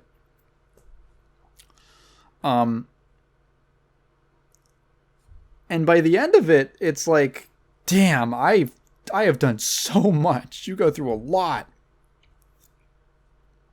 The games after that, you get to these these chapters. Forget about Freeman, which I kind of like love that. It's probably my favorite chapter title, but the chapter itself is like, I don't know. I'm trying to remember exactly what happens in it. It's a lot of like enemies, a lot of the alien enemies, and the game really starts starving you for ammo, I felt like, near the end of the game. I felt like I was running out of ammo a lot, or running low, and just like really hard. Just throw a bunch of enemies at you in kind of awkward environments to fight them in, and not terrible, just not quite as good as the earlier parts of the game. I should mention that the worst parts of Half-Life are easily the platforming. It's easily the platforming bits, and you can kind of tell that the developers didn't realize how bad it was, because they do it several times. The platforming is very slippery. The movement feels fine. Movement feels pretty good when you're on the ground doing stuff, and regular jumping. Oh, I should mention, you should know how to crouch jump for this game. I only knew to do that because I've played TF2 before, and crouch jumping is a thing in that game. And all, Source, Gold Source engines, or engine games. Crouch jumping is necessary. Like jumping and then crouching. Jumping and hitting the crouch button to make your way onto ledges or platforms you wouldn't otherwise be able to get onto.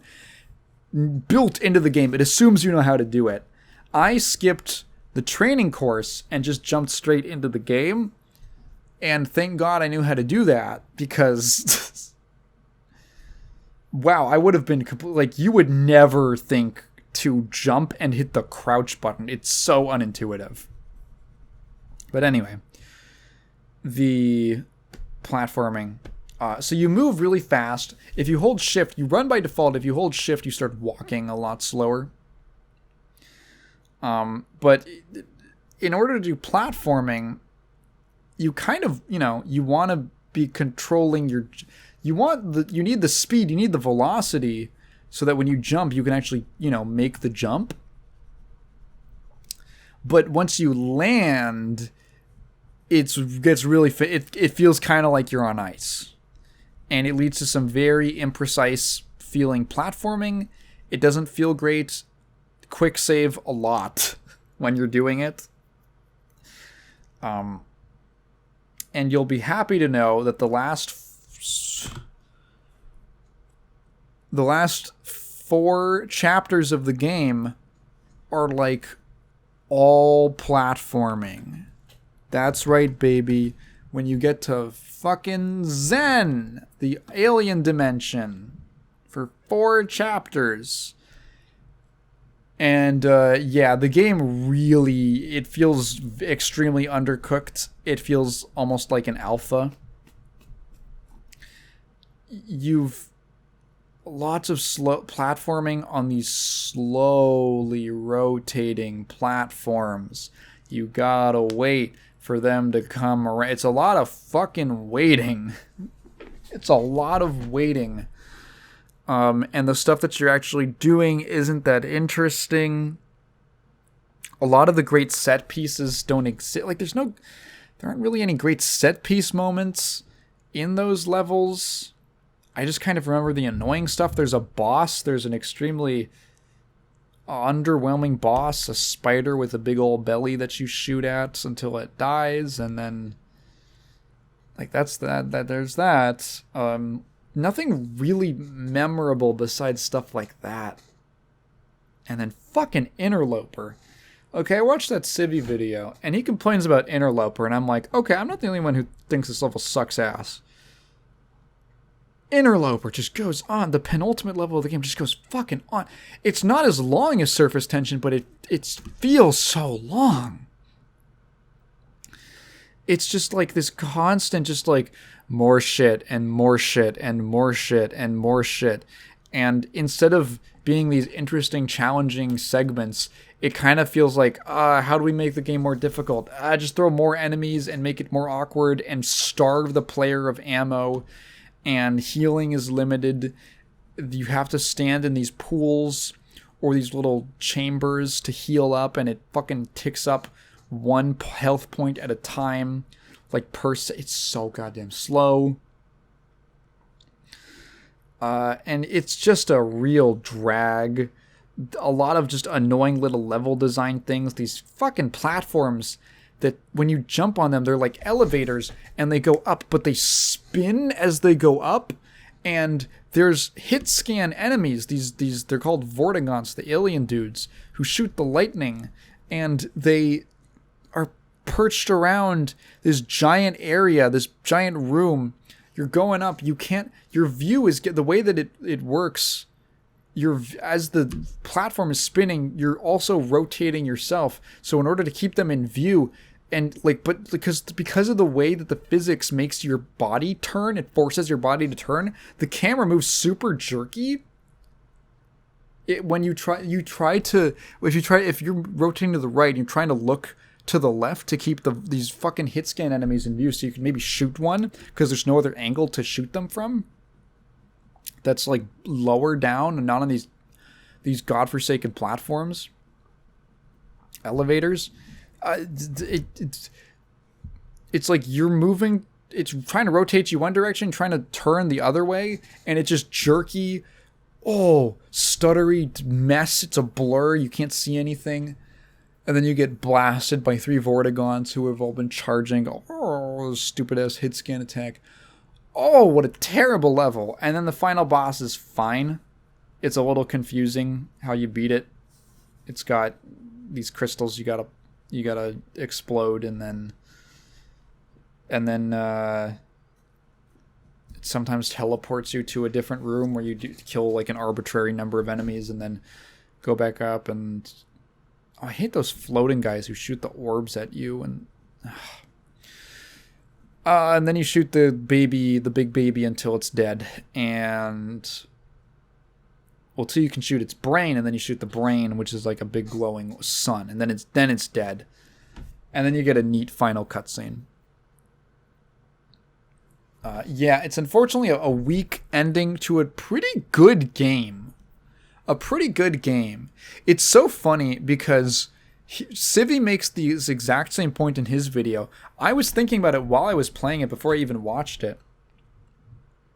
That you remember that whole trend of game journalists trying to be like, legitimize themselves by saying, when will we get the Citizen Kane of gaming? Such a stupid thing, right? It's silly to compare, as if it's not a legitimate medium until we have a Citizen Kane, because that's the greatest movie of all time. Because I went to journalism school for media journalism, and they told me that was the greatest movie of all time. And I need my parents to be proud of me. I need my dad to look me in the eye when I tell him that I write about video games. And if there was ever going to be a Citizen Kane of video games, if we want to entertain the concept, it's obviously fucking Half-Life. It's obviously Half-Life. Why would anyone... I can't see anyone arguing anything differently, especially after having played it. It's like such a shoo-in. Like, okay, done, move on. And much like Citizen Kane, you don't actually have to like Half-Life to understand the influence that it had and the innovations that it made in its medium. It's totally fine. That's because people prop up a movie like Citizen Kane not because of the quality. Well, okay, it's mythologized, some would say fetishized, to the point where most people don't even know. People hear most influential movie of all time. That gets morphed into best movie of all time. And people just think, oh, it's the best movie of all time. You can watch Citizen Kane and not enjoy it. You can just not dig on it. And that's fine. It's important because of the things that it did that were innovative for the time. And from a modern perspective, it actually makes a lot of sense to not... Like I said, it makes a lot of sense to not really get Half-Life if you aren't familiar with what games looked like, very familiar with what games looked like and what was coming out before then, especially in the shooter space. it kind of changed everything. And for that, I have to appreciate it. It's a game that I'm glad that I played. It's one of those, like, scratch that off the bucket list kind of things. Like, this is something that's so important, I should really play it at some point. And it's a good time. I won't say it's obviously not perfect. Like I've mentioned, it has flaws. Let's see, 13.8 hours. That's about how long it took me. I think I kept it open while I, like, made some food, so ate and, like, took a little break. So maybe shaved, like, an hour or two off of that. But around then, less than 15 hours on medium. Great ideas, cool vibe. Yeah. I give a thumbs up to Half-Life. Hey, now that Gerard completionist guy is totally a fucking shady ass liar about his charity fraud shit, can I be the new completionist? Can I say, like, I give Half-Life a rating of complete it. I give this charity a rating of defraud it. That's a whole other topic. That dude is such a Weasley little... Didn't even realize I was quoting the clip. He's such a Weasley little fucking liar, dude. I saw, if you don't know what that is, I don't even want to get into it, actually. I saw that if you know what it is, that just, this is for you, I guess. That fucking apology, or not even apology, that, like, response he made to these allegations of him not donating the charity money. And as soon as he said, I made statements that were potentially misleading, I was like, this guy's a piece of shit. This guy's so full of shit. Potentially misleading. Get that lawyer speak out of here, Gerard. Oh, you fucking asshole. You piece of shit. That instantly killed any credibility. Like, what do you mean potentially? It was. Anyway, that was Half-Life. I'll get around to playing Half-Life 2 sometime soon. I also own, like, I don't know if I want to play all the DLC for Half-Life. DLC, fuck me. It's an expansion. No, I don't. I actually don't have the DLC. The expansions for Half-Life. Excuse me. I have... Right, I got that bundle. That's what I have, because I just knew that I have like 10. What is that? That's like 7 different games called Half-Life something in my Steam library, all next to each other.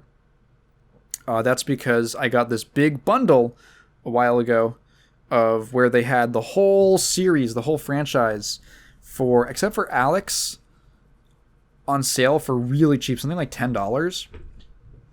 So I own that, plus Half-Life 2, and then Half-Life 2 Episode 1 and Episode... Why did they call Half-Life 2... Why did they call the second Half-Life 2 Half-Life 2 Episode 1? Why couldn't they just call it Episode 2? And then Episode 2 would be Episode 3. Maybe it'll make sense when I play it. But anyway, that was Half-Life. Half-Life.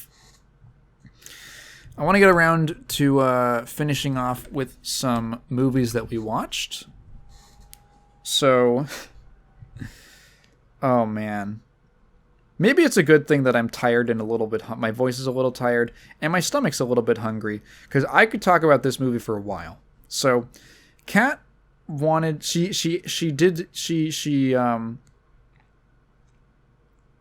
gave the man a little bit of the pants in the household, and she let me pick the movie that we wanted. She asked me what movie I wanted to watch, and I have been for a while. I've been really wanting to rewatch Ordinary People from 1980, and I mentioned it like once or twice to her, and she always said, "Oh, maybe later." And I said that I wanted to watch it. I was like, oh, why don't we finally get around to watching that? Because she has never seen it, and I wanted to show it to her. And she said, "Oh, I kind of wanted to save that for like I wanted to watch a bunch of movies at like Christmas time," and I was like, "That is not a Christmas movie. That is not a Christmas movie. You should not watch that around Christmas." So, Ordinary People is a family drama from 1980. It's got an all-star cast of Donald Sutherland, Mary Tyler Moore, Timothy Hutton, and Judd Hirsch. And it is a 3-way character study of a family dealing with the aftermath of their oldest son's accidental death. The main character is Timothy Hutton, and he plays the younger son, who has just gotten back from the mental... Not the mental ward, but he's just gotten back from the hospital after, I think, like 4 months. Because he tried to take his own life. And, mind you, this was 1980. And it's based on a book that's actually from 1972. So this is pretty intense stuff. This is pretty intense stuff to have the main character be dealing with issues like this. And the movie is... It's 2 hours long, and it's not a traditionally structured thing. It's saying slice of life is almost a little too like reductive, but it's just kind of like the things that happen in their lives and the way that these threads develop. It is fantastic. It's one of the most in-depth psychological studies of like a set of characters that I've ever seen. Every single it's Timothy Hutton. He plays he's a senior in high school. His name is Conrad, and then his mom, Mary Tyler Moore, who plays whose name is Beth, and then his father is Calvin, who's a tax attorney. And played by Donald Sutherland, and then his therapist psychiatrist is Judd Hirsch, and every member of the family has a completely different way of handling their emotions. I say completely different, but they have different ways of handling their emotions, and the problems and conflicts that creates in very subtle and very overt ways are fascinating to watch. And it's a movie that I think is really good on rewatch. So I watched this all the way back in high school when I was actually a senior myself, as weirdly enough part of my theology class. And it's not like a religious movie. That theology class was cool. It was taught by my teacher had a PhD in philosophy. So it was actually just like a philosophy class that was like, hey, we're going to read Socrates, and he's going to talk about something, and then I guess we could... it vaguely relates to something from the Bible. It was a theology class that was really a philosophy class. He was great. I loved that class. Also showed us The Matrix, which was fun. Which actually is more of a religious movie. The Matrix has a ton of biblical references, interestingly enough. Anyway, I first watched this back then, and... It really... I almost don't even want to spoil... I don't want to spoil the whole thing. I'll say when I want certain things that when I get into think are more critical points in the film. Just for reference. You can keep listening if you're curious about it. Until I say so.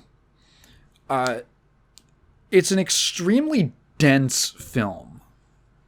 Because when I watched it the first time... Well, so watching it now, I'd already knew, what happened in the movie.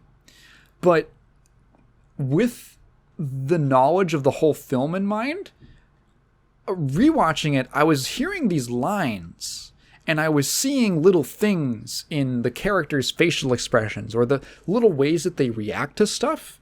And I was like, oh, and I'm thinking of other stuff that happens later. And I legitimately think that you could go line by line in this movie, and you could take almost every piece of dialogue or every exchange and pick it apart and see how it correlates to something else that character, like some part of their psychology that character demonstrates later on in the movie. And it's some of the most well-realized characters I've ever seen. One of the main conflicts of the film is between Conrad and his mother. So his older brother, who died in this accident, his name is Buck, and Buck was kind of like the star child, and it's implied kind of the favorite child, at least for his mother. Like, she gave Buck all the love and all the attention, and now that he's gone, it's like she doesn't know how to talk to Conrad. She doesn't know how to show him love. Love that Conrad got was almost a byproduct of the love that Buck got. And she is Beth, Mary Tyler Moore's character, is incredibly repressive of her emotions, and she just forces it down, and she doesn't want to deal with anything that's negative. She doesn't want to deal with anything that's sad or that reminds her of her son, her dead son. And in a way, there's almost this, you get the sense that there's this kind of resentment that she has towards Conrad. So I guess mild spoilers, but Conrad Conrad was there when Buck died. It was an accident they were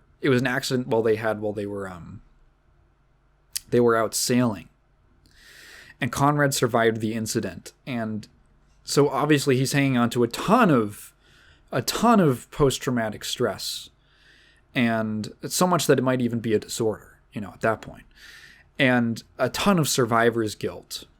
And Beth almost resents Conrad for being almost like he's a reminder of Buck. And it's rough. It is really rough. And Conrad picks up on this, that his mom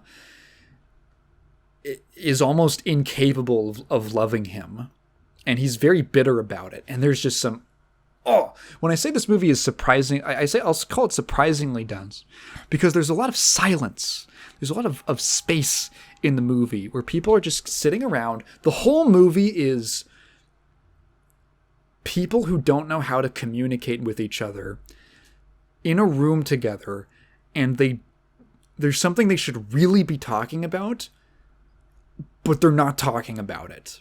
And they kind of don't even have the skills to talk about it.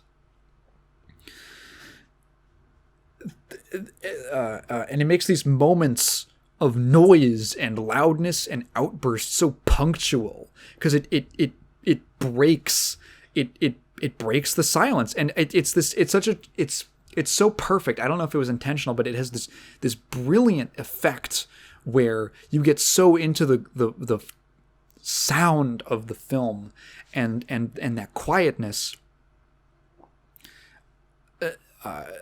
and when there's a big noise, again, like when it gets interrupted, it's shocking to you. It's shocking to you as the audience, and someone has an outburst, someone has an argument. And because there's that incredible contrast, you are put in the same situation as the other characters, because this whole time everyone's been keeping it down. Everyone's keeping quiet. No one wants to talk about it. And then someone explodes, and that silence breaking for the characters is like reflected to the audience. It's so cool. It's such a cool emotional connection to have to the movie, and it's really subtle in the way that it does it. There's just these horribly, I love awkwardness. I love discomfort. There's this horribly uncomfortable scenes that feel like you've been there, maybe that's a personal thing, but it feels like if you have any moment of like where you've been at any family setting where there's been tension, anyone who's had that experience, I feel like could relate to a lot of scenes in this movie in a painful way, in a wonderfully painful way. There's this, for example, there's this scene where I believe it's around Thanksgiving. I want to say, so the movie starts, I think, around fall. It starts in the fall. It goes from like September-ish, because it's like the start of the school year, kind of around that time, to December is when it ends. So this roughly 4-month period of their lives. And around, I think it's Thanksgiving, and the mom's, Beth's family, like her parents are there, and the whole family is in the living room or whatever, and they're taking pictures, and you can tell that Conrad, he kind of doesn't want to be there. Every time they take a picture, he walks he walks back to the window and looks out at and just it's this, the scene starts and there's already like too much energy.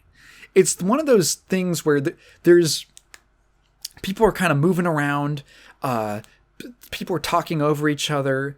They're kind of they're clashing like a little bit. There's a little tension, but there's also like tension that other people aren't picking up on. Like the grandpa will just say something completely like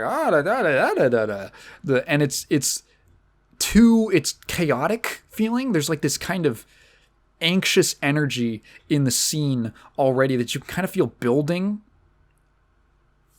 There's no calming presence. There's no calming presence to kind of bring everyone down. It's just kind of mounting. And then Donald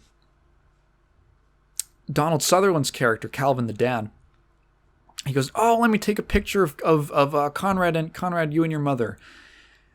And Beth's face, she doesn't want to take a picture with him. And Conrad immediately, and she goes, "Oh no, let's get a picture with the three men. Let's get 3 generations." And Conrad immediately knows. He immediately realizes his mom doesn't even want to take a picture with him. And obviously that plants a little bit of anger inside of him. And Calvin keeps insisting. He's got the camera. He's like, no, take a picture of you. And she's arguing with him, and he's arguing, but he's like, "No, I'll take it." And he tries to take the picture, but the fucking camera's jammed because it's 1980. And then the grandpa's saying some stupid shit, and the grandma is like, they're just having like a side conversation, and it's just mounting and you're like, fucking goddamn it. Oh my God. Oh, you feel like you're going to go insane from this social situation. And then Conrad just snaps. And he just yells. He goes, "Give her the goddamn camera!" And then everyone's just quiet. There's this huge explosion, and just all the air gets sucked out of the room. And it's so uncomfortable. It's so uncomfortable.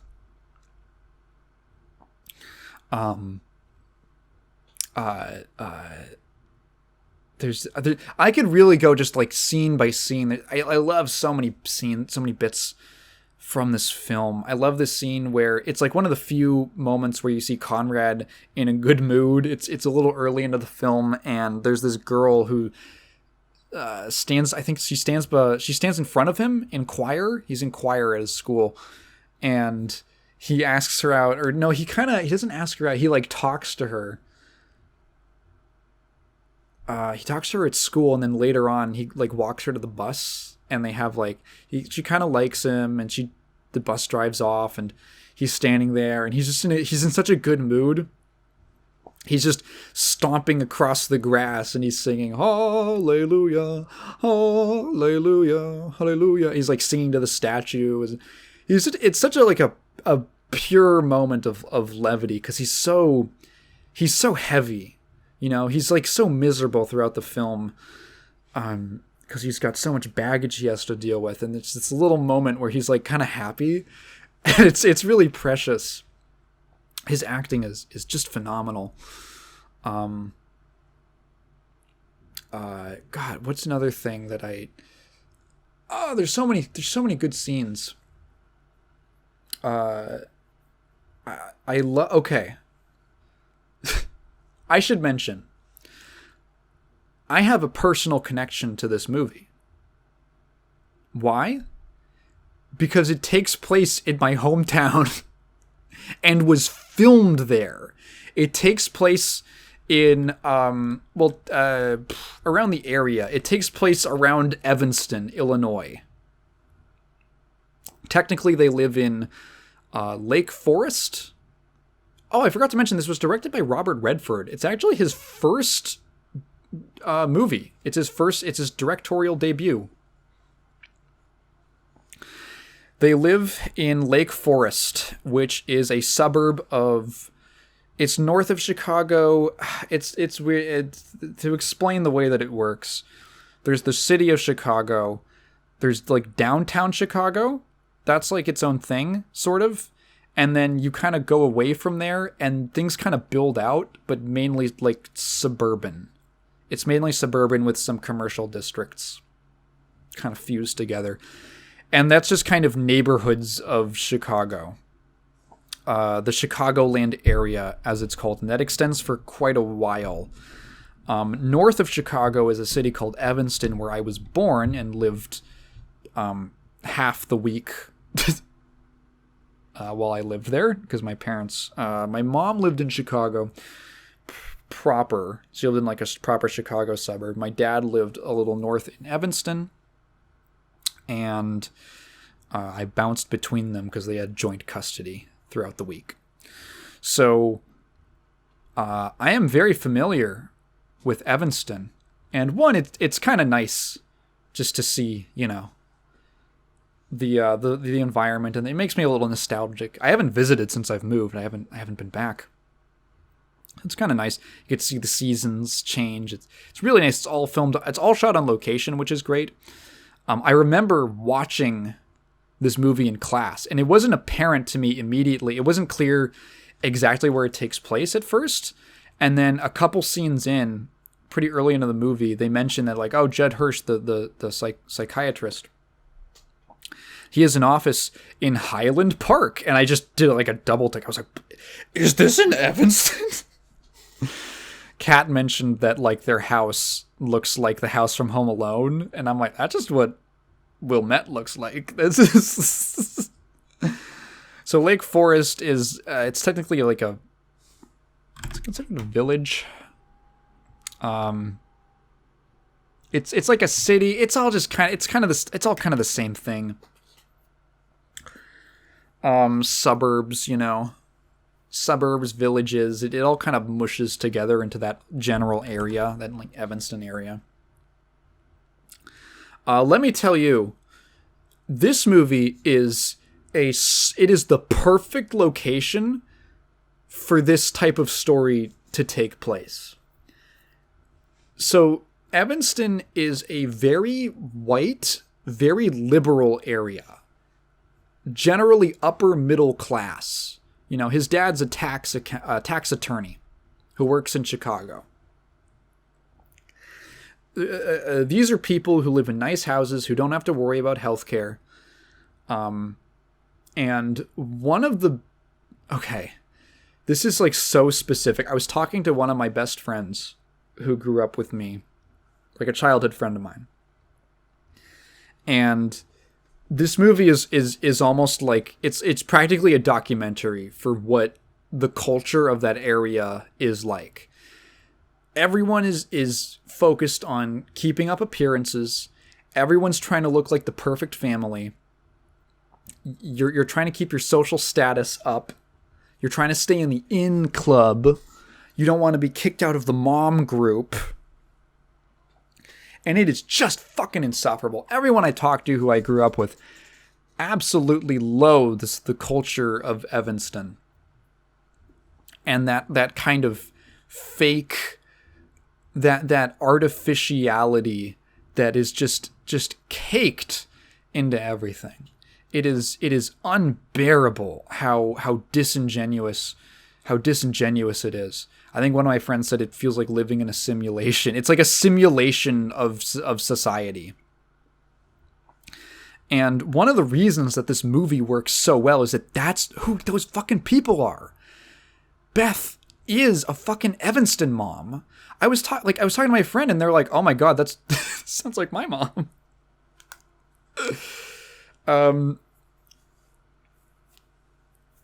There's this scene where she and Calvin go to a party.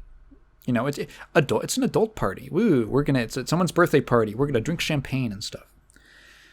And Calvin starts chatting with some other lady, and he mentions that Conrad is going to see a specialist. And the lady, she knows, she's heard about Conrad's attempt. And she goes, "Oh, well, has he had those problems?" She basically asks, has he tried to kill himself again? And Calvin's like, "Oh, no. It's just someone to talk to help him out, help him through things." And Calvin is being very forward thinking. He's the one who encouraged. I love Calvin. I love Donald Sutherland's character. He's a G. He's a real one. He's a great fictional dad. He's on the list of great fictional dads. He's trying to keep the family together. He's a very loving person, almost to the point of almost to a fault, because he's very anxious about things and keeping things together.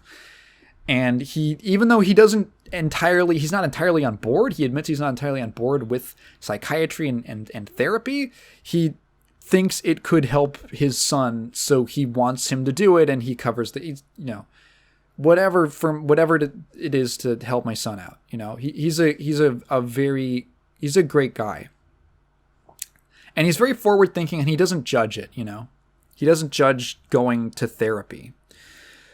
But at the social climate of the time, this is 1980, and the book it's based on was 1972. We're not too far off from things like mental illnesses not even being understood as illnesses. We're not that far away. In 72, we're not that far away from mental illnesses are just evil spirits kind of thinking. It's still a point where, if you have, oh my God, if you tried to kill yourself, dude, you're considered some kind of freak. You're crazy. You're dangerous. You're dangerous to people. It's a real social stigma. And the mom comes over, Beth. She comes over, and she kind of pulls Calvin out of the conversation. And he's like, "Oh, whatever." And then on the drive home, she's mad at him. And here's the thing. Calvin is a great guy, and he doesn't think it's a bad thing at all to reach out for help for mental health.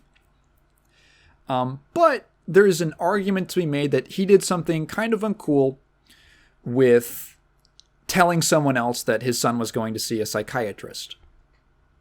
That's not the problem Beth has. That's not the problem of it. It's not, if the argument was, that's Conrad's privacy, and if he doesn't want to make that publicly known, we shouldn't just go talking to people, which would be very reasonable. No, she says, "Do you have any idea how that makes our family look?" That's what she has the problem with. That's what she has the issue with. The problem, she just kind of assumes that all of Conrad's depression and all of his self-loathing is some kind of weird, twisted way to hurt her. It's really fucked up. It's really fucked up, their relationship. One thing I want to say, there's a couple, I think some of my favorite scenes are the bits with Conrad and his therapist, Judd Hirsch, who I haven't mentioned yet, but they have several scenes of their sessions together. And they're really interesting, especially after I myself have gone through therapy. I did therapy for about a year. And for some anxiety issues that I was having, well, that I'd had my entire life, but got very critical in 2021. I did therapy for about a year. And it was really interesting seeing it now after having gone through that. And my experience was definitely different. A little different. My therapist had a different style, and I was a different kind of, client, I think. But I really like those scenes, the way that Judd Hirsch, he knows Conrad needs a little bit of push. He needs a little bit of push, a little push and pull to get him to see the problem. Because oftentimes the thing with therapy or psychiatry, yada yada, tomato tomato, for the purposes of this discussion. I know there's a distinction. But if you just tell someone what their problem is, they're probably going to reject it. That happened to me. And then 8 months into doing it, I was like, fuck, she was right. God damn it, she was right. On the sixth meeting, she knew exactly what my fucking problem was. And I was... If you just tell someone something, they're not going to believe it, Because everyone wants, just tell me what's wrong with me. And then because, they've seen this type of thing before. Probably. You're probably not that unique, which is a good thing. Because it means that they can help you. They're like, okay, well, I have a pretty good I have an educated guess as to what your issue is. And then they're like, nah, I don't think that's what it is. And then that's what it is.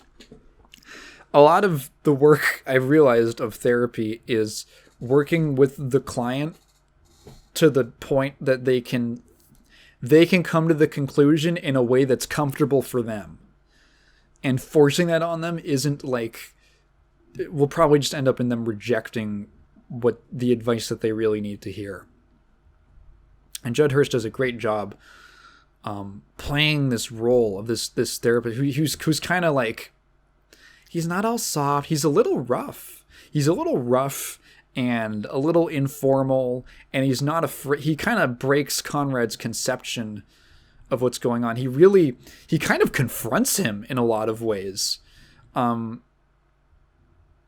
he kind of gives Conrad, it's funny because you might assume, you got to treat him with kind of kid gloves, but Judd Hirsch, Dr. Berger is the character's name, doesn't do that. He meets him and he fights him on things, and he pushes him. And he gets Conrad to argue with him until he says the thing that he's really thinking, that he's really feeling. And he's like, fuck, I think I just figured something out. There's some great scenes between the two of them. And I want to say that for the time that this movie was made, so first of all, I got the impression, and I looked up a little bit afterwards, of what maybe, mental health care professionals have said about this film. And this film holds up really well in its depiction of mental health, which is very impressive for the time that it was made. I mean, again, in 1980, based on a book from 72, this is very, I think for a lot, this was a big movie the year it came. This was a big drama. And I think for a lot of people, it changed their perception of mental health and therapy and the practice of psychiatry and mental health help. I remember, I read a comment from someone who said that they had never even heard of something like survivor's guilt until the concept comes up in this film. And what I appreciate about it, especially for the time, is that it doesn't paint Conrad as being some kind of freak for having depression and not knowing how to regulate having emotional problems, basically. It doesn't treat him like some kind of fucked up person who needs to be avoided because he tried to kill himself. He's a kid. He's 17 or 18 years old. And something horrible has happened to him. And he just doesn't have the experience or the wisdom or the tools to deal with it. And he's someone who just needs some help and some love. And I mean, his parents don't have the tools to deal with it. They're getting by as best they can in the ways that they know, the way that they've been taught. Even Beth, who's the least likable character in the movie, there's this I saw this little interview snippet with Mary Tyler Moore, and she said that one of the things she doesn't like it when people will refer to Beth as being like an unlikable bitch, because in her mind, she sees Beth as like a victim of a terrible mindset and a terrible way to handle your emotions that was passed on to her. And almost a lack of skills in many ways of dealing with emotions and hardship and trauma. And everyone's dealing with it in their own ways, and everyone's struggling. And the point is that it's okay. The point is that it's okay for Conrad to have had the, and he's not broken beyond repair. He just needs to learn the skills to process these things, to start getting back to feeling normal again. And that's one of the things that I appreciate the most about this movie. It's one of the most, I think to this day, one of the most frank and honest and accurate discussions of like mental health and specifically, I guess, depression and family tension that I've ever seen on screen. And I guess this is spoilers for the end of the movie, but I found it really relatable at one point.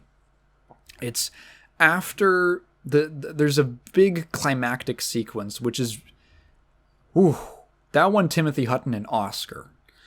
And I was expecting it, and when it came up, when the scene started, I was like, oh fuck, we're at this scene. And because it comes out of nowhere. And after that, there's this huge breakthrough. And he wakes up the next morning, I think. Next morning or the next, something like that. There's been a day or two. And he's in his pajamas, and he's walking down the stairs, and there's just something about it that was so relatable, because when I myself had my own personal breakthrough, and I figured it out for myself, and I figured out the answer to what I needed. There's this sense in Conrad when he's just walking downstairs and he's walking around the house.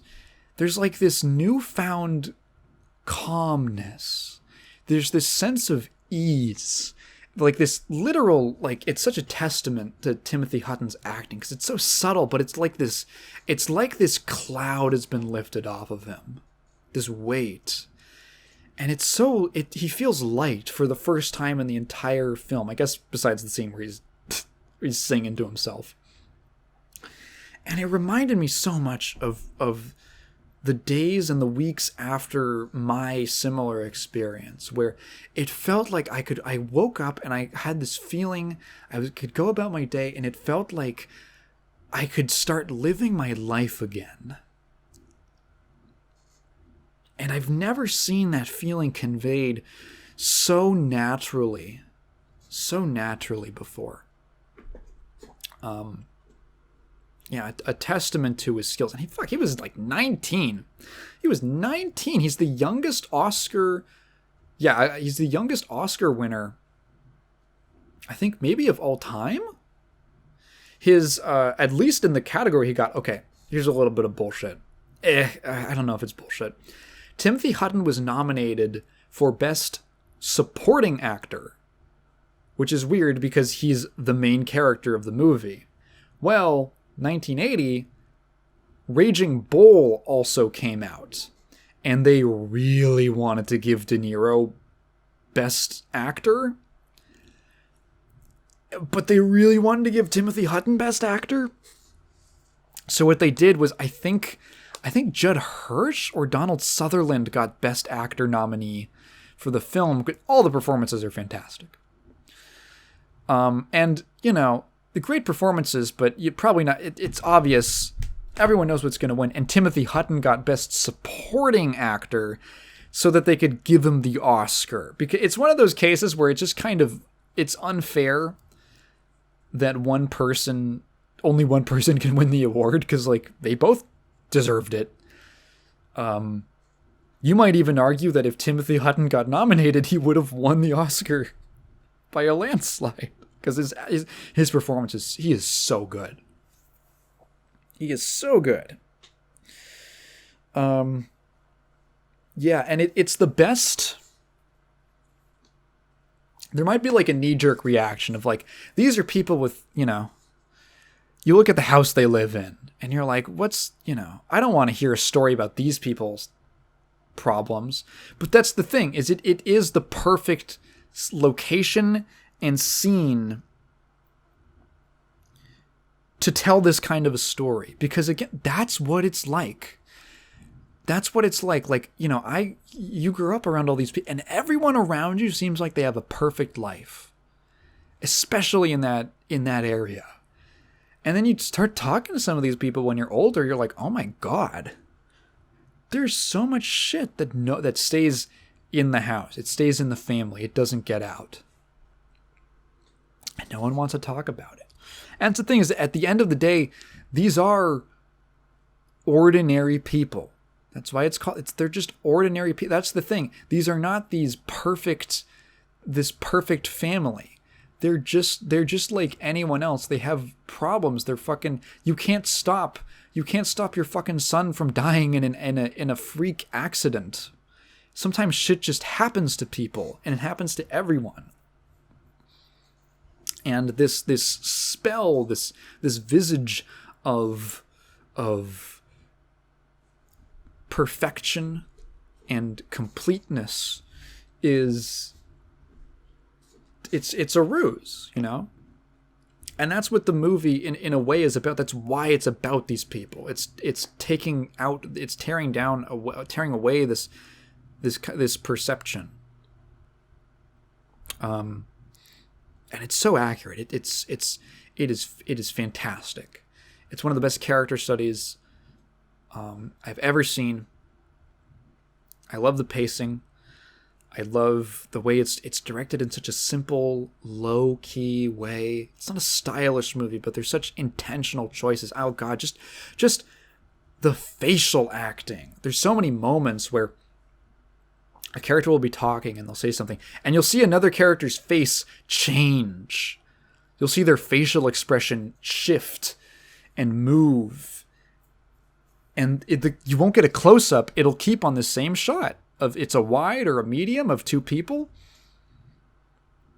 It doesn't draw attention to itself. It's subtle. But you pick up on these incredibly deep, developed out characters. I remember when I was going into my senior year of high school, and for my English class, we had to read, it was a mandatory summer reading book. Excuse me. It was like How to Read Literature. And I hated that book. I hated the book so bad, but I had to read it. It took me like 3 months. It literally took me the entire summer to get through it because I hated it so much. But I had to read it because I had to write. There was like a mandatory book. That was the mandatory book. And then there was an optional book. And we had to answer essay questions based off of concepts from How to Read Literature. And so I had to read it to know what it was talking about. I hated it. And specifically, there was one passage that I absolutely despised that made me fucking legitimately mad.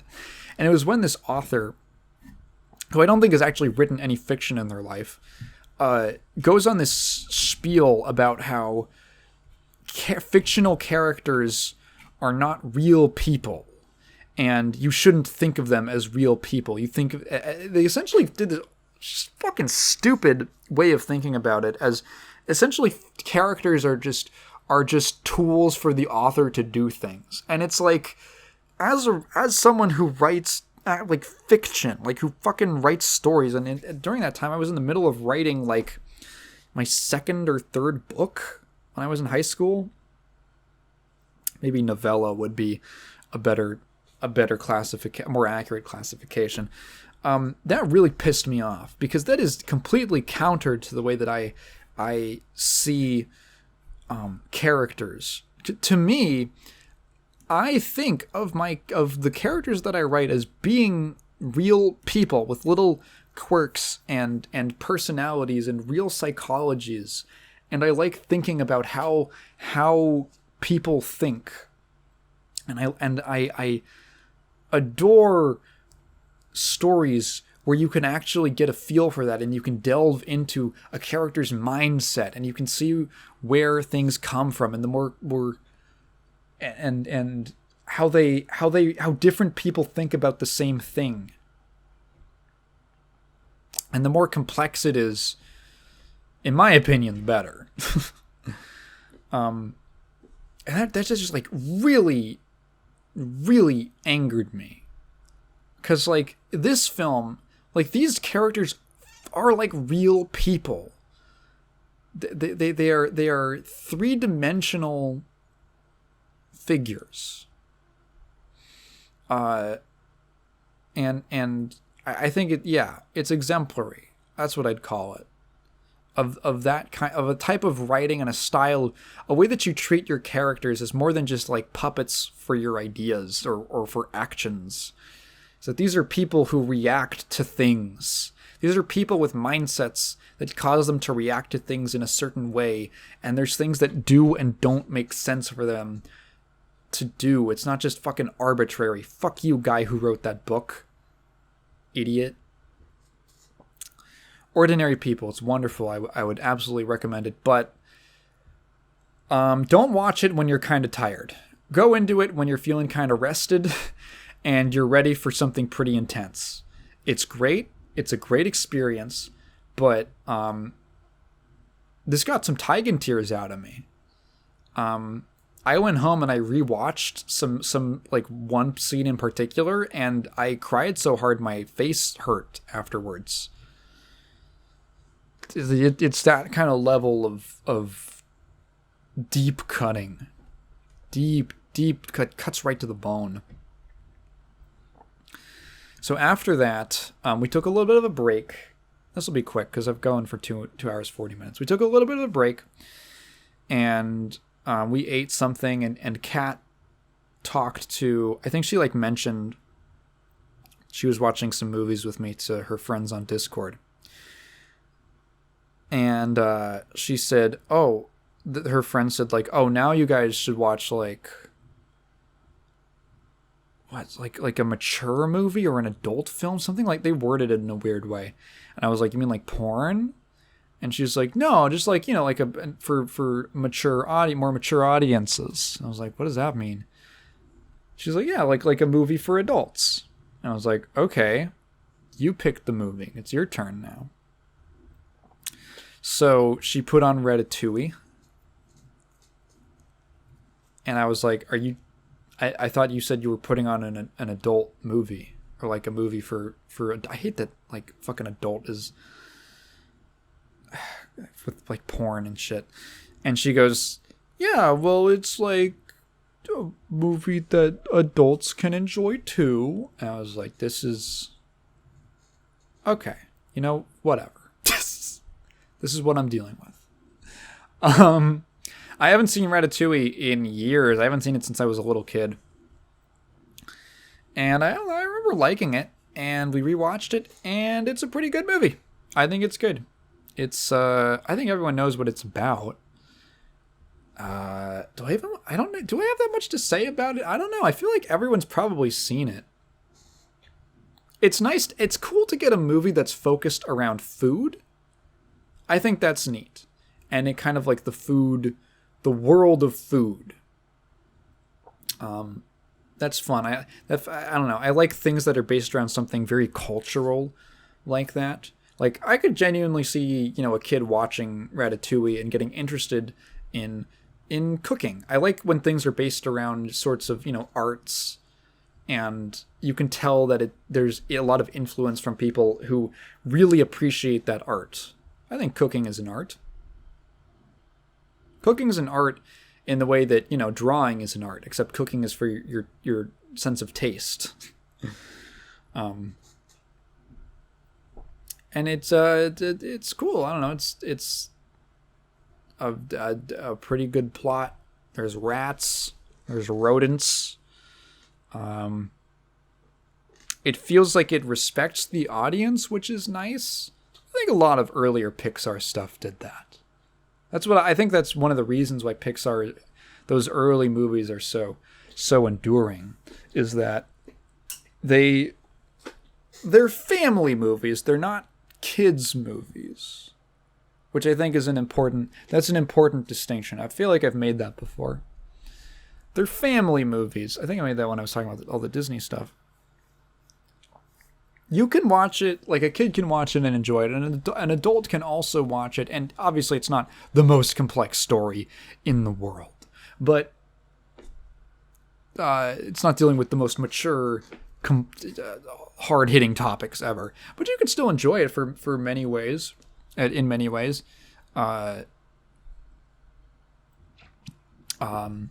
it doesn't treat you like you're dumb.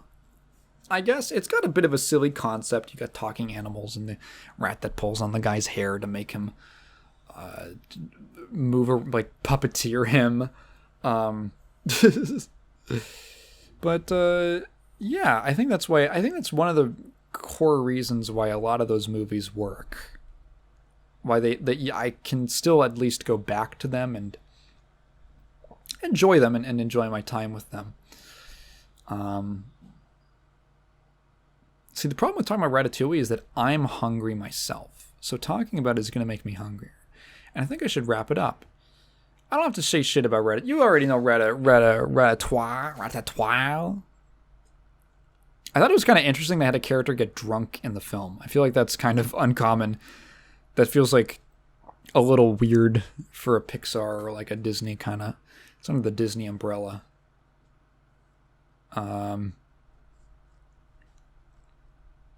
Yeah, anyway, I think that's all I have to say. If you listened this far, thank you for listening to me ramble. If you have a question, please leave it down in the comments below, but phrase it in the form of a question, because I'm not just going to read your thoughts out loud. Tigan, have a great day. Bye.